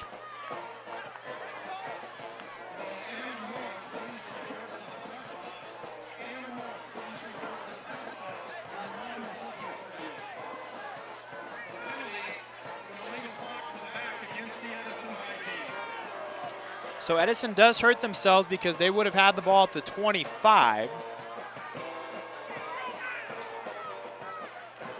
And now the Vikings will have it at the 40, 1st and 10 from there. 9:29 to go in the game. And it would be huge if Edison gets a touchdown here and goes up by 10. 5 seniors, 4 juniors, a couple of sophomores on this Edison team. The sophomore offensive lineman, Anthony Alvarado and Calvin Thompson. 1st and 10, Edison with the full house backfield, the first time we've seen that look tonight. It's Chris Henry, Steve Walton giving chase, Henry running out of room, Alex Cook gets to him, and Henry on the play will lose a couple, but there is a flag down. Flags coming up plenty here in the second half. A loss of close to 4, but we will wait and see. And we've yet to see Lionel Hamilton here in the second half. Hold called against Edison, and we'll see if St. Mary's declines it or if they want to make it 1st and 20. Clock is running. I don't know why, because there's a penalty being signaled right now. You can see the clock's moving, should not be. St. Mary's down by 3 here at home, and they're losing 15 seconds, 20 seconds. And now the clock stopped at 8:37, so they lose at least 15 seconds. And the penalty is going to be a spot of the foul infraction, so it's actually 1st and 24. 1st and 24. There was a hold in there on a play that lost 4 yards. Edison back on their side of the field. They've had back-to-back penalties, now up to 10. Joseph rolling out, lofting it, looking for Lavelle Hawkins, and Hawkins can't hold it.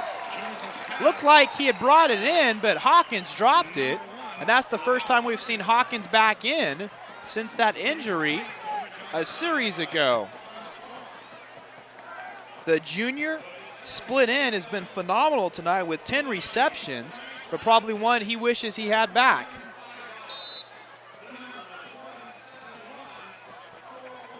So here it is, right in front of Garrett Knapp, a little behind Hawkins, got his body turned around, but probably one he'll tell you he should have brought in. John Joseph now 19 of 30. How often in a high school football game are you going to see it thrown 30 times? Well, if Booker Guyton's coaching the team, there is a good chance. 2nd and 24. A mess of humanity in there. It looked like Joseph wanted to hand it off. but wasn't on the same page with his running backs, and then he is dropped. Steve Walton around the pile, as he has often been tonight. A loss of a couple more. 3rd and 26 by my count. Remember, had there not been a clip on the punt return, Edison would have had it 1st and 10 from the St. Mary's 25. Now the Vikings are back at their own 44. Less than 8 minutes to play. Edison still leads, though, 17-14. It was 14-14 at the half. Chris Henry brought down in the backfield. McGinnity there for St. Mary's. The St. Mary's defense has played awfully well, holding Edison to 17. And the same can be said for the Edison defense, holding St. Mary's to 14. 5 turnovers in the game, 2 by St. Mary's, 3 by Edison. Henry lost a yard or 2 on the play. And so it's a punting situation for Paul Comax. And Coach Tony Frank still with Richard Dixon back there. Roger Brunswick was the punt returner last time around. This should be returnable. No, Dixon calls the fair catch. Maybe a little spooked after he fumbled to end the first half. Does call for the fair catch at the 24, or maybe he was told to do that. St. Mary's probably figures possession, 9-10 to the law, but they're going to have to drive away. He's down by 3 with the ball at the 24, their own. 7:12 to go in the game.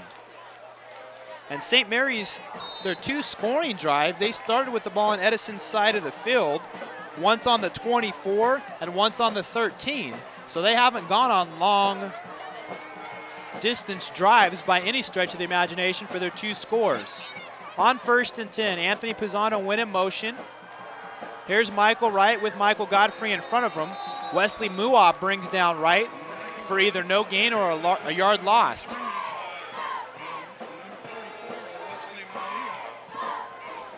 Wright, the second leading rusher, he and Jeff Johnson have shared duties tonight. More carries for Johnson, as is often the case, coming in 55 for Johnson, 39 for Wright. About the same percentage tonight.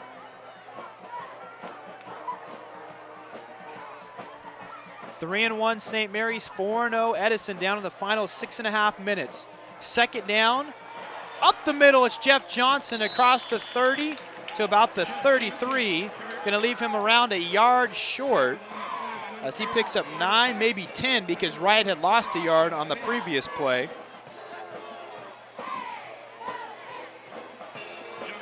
Johnson, 52 carries, 73 yards, and a touchdown. Clock, though, starting to become a factor, and we will have a measurement.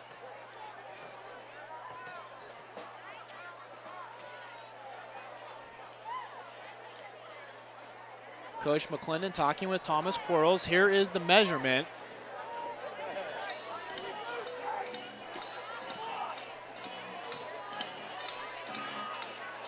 And it's going to be pretty close to a full yard short for St. Mary's. At the 33, they have to pick it up to the 34. St. Mary's, the number 4 team in the area, according to the Stockton record. Edison, number 1. Number 2 is Lincoln. Number 3, Escalon. Number 5, Tokay. Escalon with the big game tonight against Amador.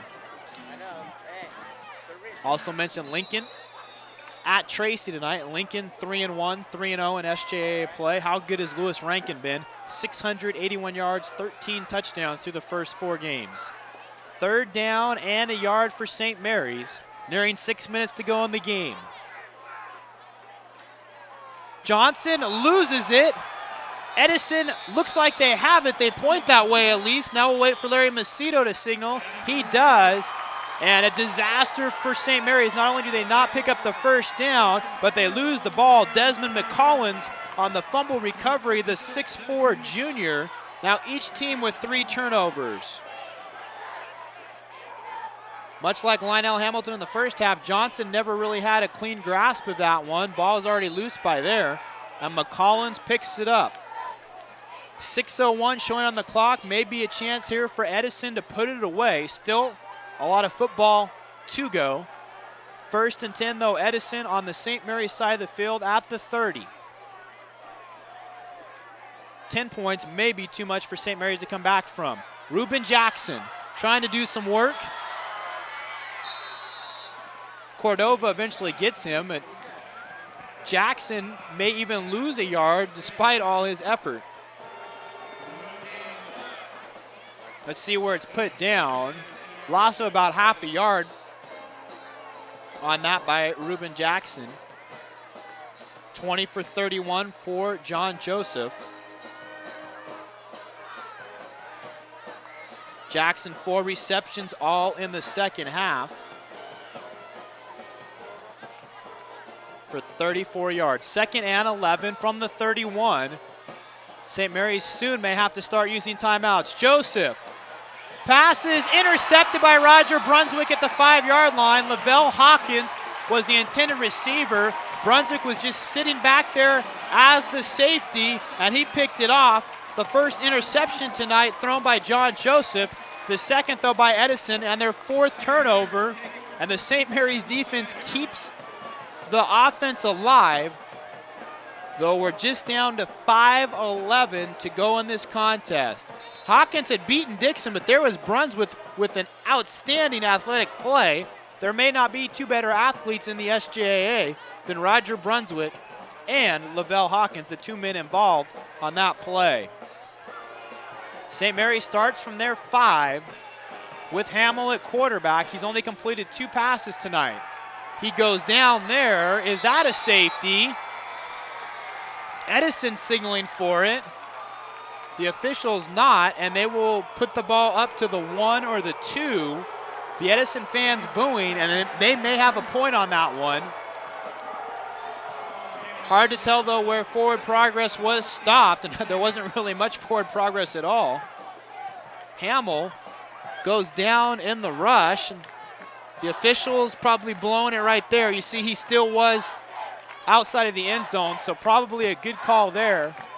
But it is 2nd down and 13, maybe 14, awaiting St. Mary's with only 4.5 minutes to go in this game. A toss to Johnson. Quarles down the field trying to give him a block. Johnson cuts it inside and will be right at the 1st down marker. Heck of an individual run by Johnson because he had 1 blocker and 4 defenders around him. 16th carry for Johnson. And that is a St. Mary's 1st down. And Johnson took that ball 7 yards deep. He had to run 22 yards to pick up 14.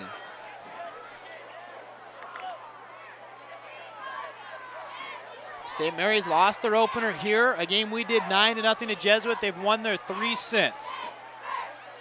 We go under 4 minutes. Jeff Johnson running again. A couple. St. Mary's soon may have to start thinking about their timeouts. They're also going to have to start thinking about throwing the ball, even though they've only completed 3 passes all night long. 1 by Chris Mendoza, 2 by Andrew Hamill. 3 yards picked up by Johnson, 2nd and 7.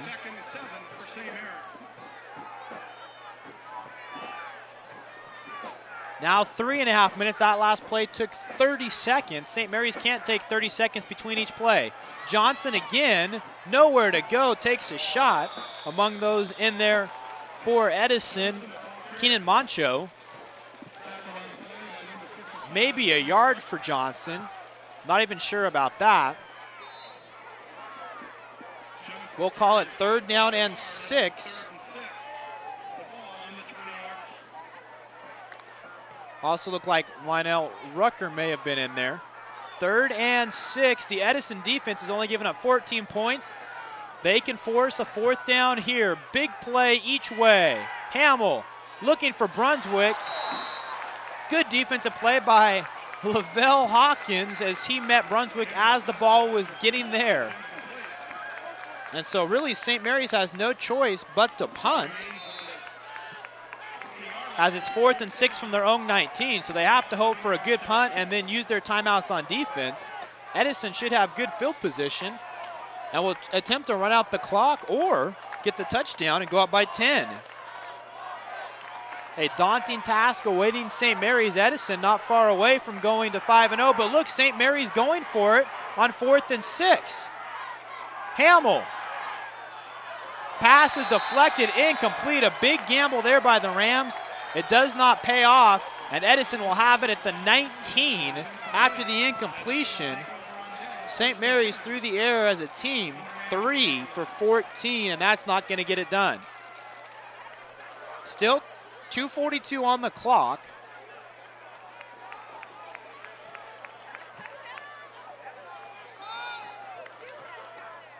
Edison, a touchdown, game's over. A field goal may be a chance for St. Mary's, but more importantly, Edison would like to run time off the clock. Guyton and Henry in the I formation behind Joseph. Toss, Henry running right. Chukwu spins off of him. Henry bringing the pile along, and he will be close to an Edison first down. Maybe a yard short as Chris Henry picks up 9. Lionel Hamilton came into the night, the 3rd leading rusher in the area, fumbled twice in the first half. Have not seen him here in half number 2. Chris Henry takes the toss there, hasn't really had a big night with the exception of the 50-yard fumble return on the last play of the first half. May have been a face mask in there. And right now, that's the difference in this game. Only 3 points scored in the second half. It was 14 apiece at the break. 2nd and 1 for Edison. Henry will be close to a first down. Clock now down to 1 minute, 45 seconds. At the very least, Edison is running time off the clock. Timeout now taken by the officials. They will measure. And really, if you're Edison, you almost hope this is short so you can run another play and then pick up the first down and have 3 more downs and force St. Mary's to use those timeouts. Nate Nelson, the team's defensive coordinator, thought there had been a timeout taken, but it was actually the officials' timeout, so of course you can't come on the field. There is a measurement taking place right now. Looks like it may be a link or 2 short. You can see by the hands of our referee, Larry Macedo, it does appear to be a link or 2 short. So it's 3rd and a smidge for Edison. And now a timeout taken by Edison. Maybe just to discuss what they're going to do here on 3rd down. And it's 2-down territory as Coach Guyton is in the huddle, so maybe even play action. Remember, Edison has not been in the playoffs since 1983, nearly a 20-year drought when their head coach, Booker Guyton, was the quarterback. As it stands right now, they are ineligible for postseason. Level 3 is their probation. They want to have it appeal drop to level 2, where they would be eligible for the postseason, just couldn't get the playoff money. And that appeal will be heard on October the 25th, a couple of weeks away. Right now, though, Edison trying to improve to 5-0. And don't forget, there is a precedent. In 1997, Franklin went 10-0. They were ineligible. But they, as we all know, were the best team that year, led by Frank Strong, Chris Cash, Orlando Evans, among others. And if Edison picks up a win here tonight, you'd have a hard argument saying there's somebody better than them, though Lincoln still on the docket, but they do have a loss. So a yard away, 4th and a yard, I should say. Joseph does pick it up with the quarterback keeper. I had mistakenly said 3rd.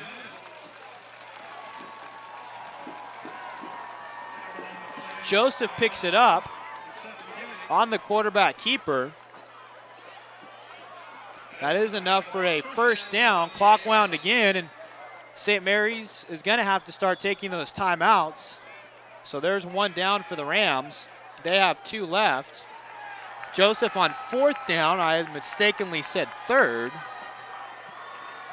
Joseph on the keeper. 2 left now for St. Mary's. And they have to hope to hold Edison to a field goal, a touchdown, and obviously this game is over. Edison, they host Lodi next week, then they're at Stagg, at Lincoln, a game we will do on the 1st of November. They host Bear Creek, and they host Franklin.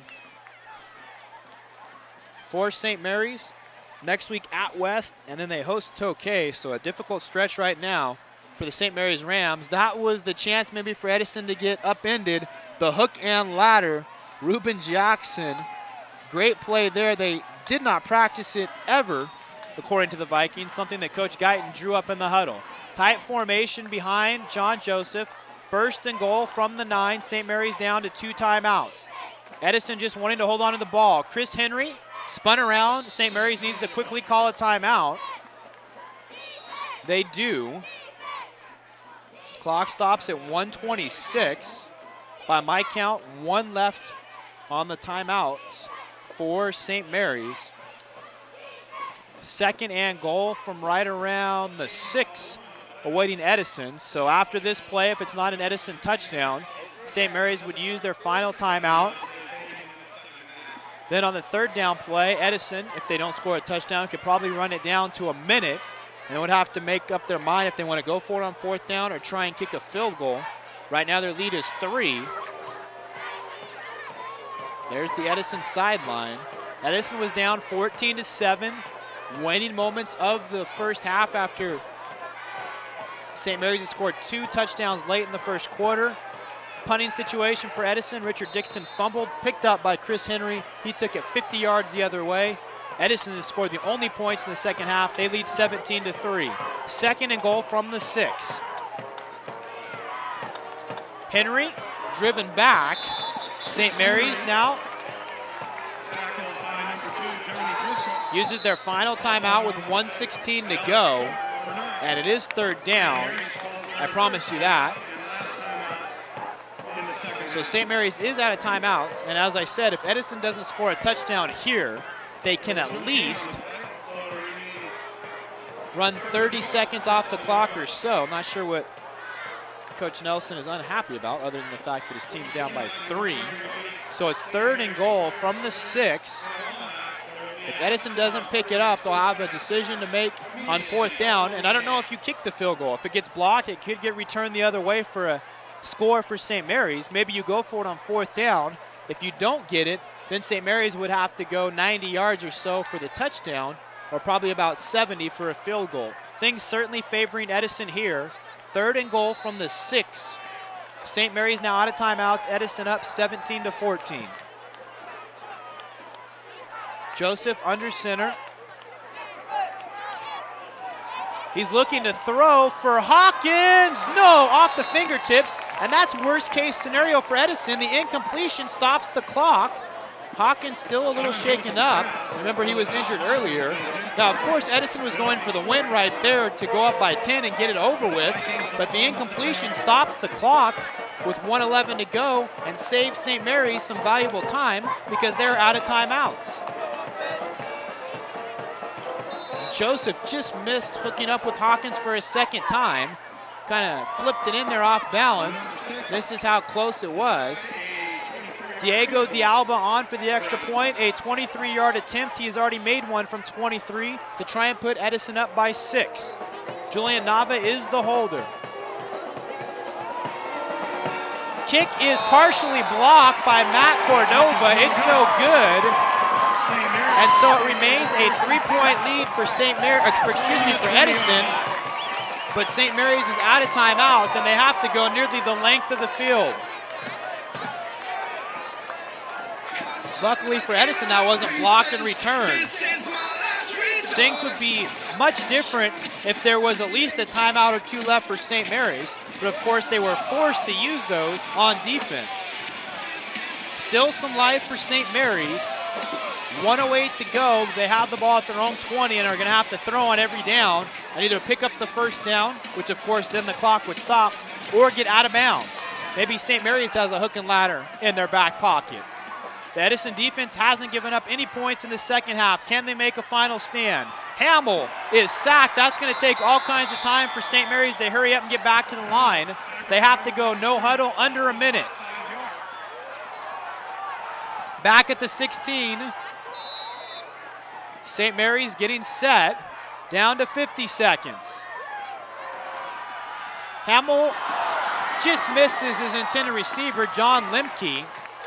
Would have been enough for a 1st down, but now it's 3rd and 15 with just a shade below 46 seconds left. A sack and an incompletion. That would have been huge. St. Mary's would have been up to the 30-yard line. but a little too far for Lemke to grab. Edison by 3, final 46 seconds of the game. Hamill, he's in trouble. Gets away from the defense. Now he's trying to run, goes down to 35 seconds, and it's a 4th down situation for St. Mary's. Could be the final play of the game for St. Mary's. 4th and about 7. Down to 25 seconds. Low snap for Hamill. Pass is intercepted by Lavelle Hawkins. Hawkins trying to take it in. He dives and gets to the 1, and that will do it. Lavelle Hawkins, the man who's had a huge night receiving, intercepts the pass. And each team has now hurt themselves immensely with turnovers. 4 each way. 4 each way. There is a flag that comes down. Hawkins read it all the way, picks it off, and returns it to the 1. And the fans starting to file out, and it looks like Edison will be 5-0. Unsportsmanlike penalty against Edison, maybe a celebration.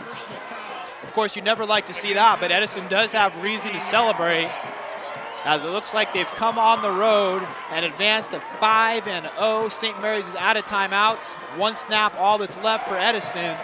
And you have to go back to the fumbled punt on the final play of the first half that Chris Henry took in 50 yards.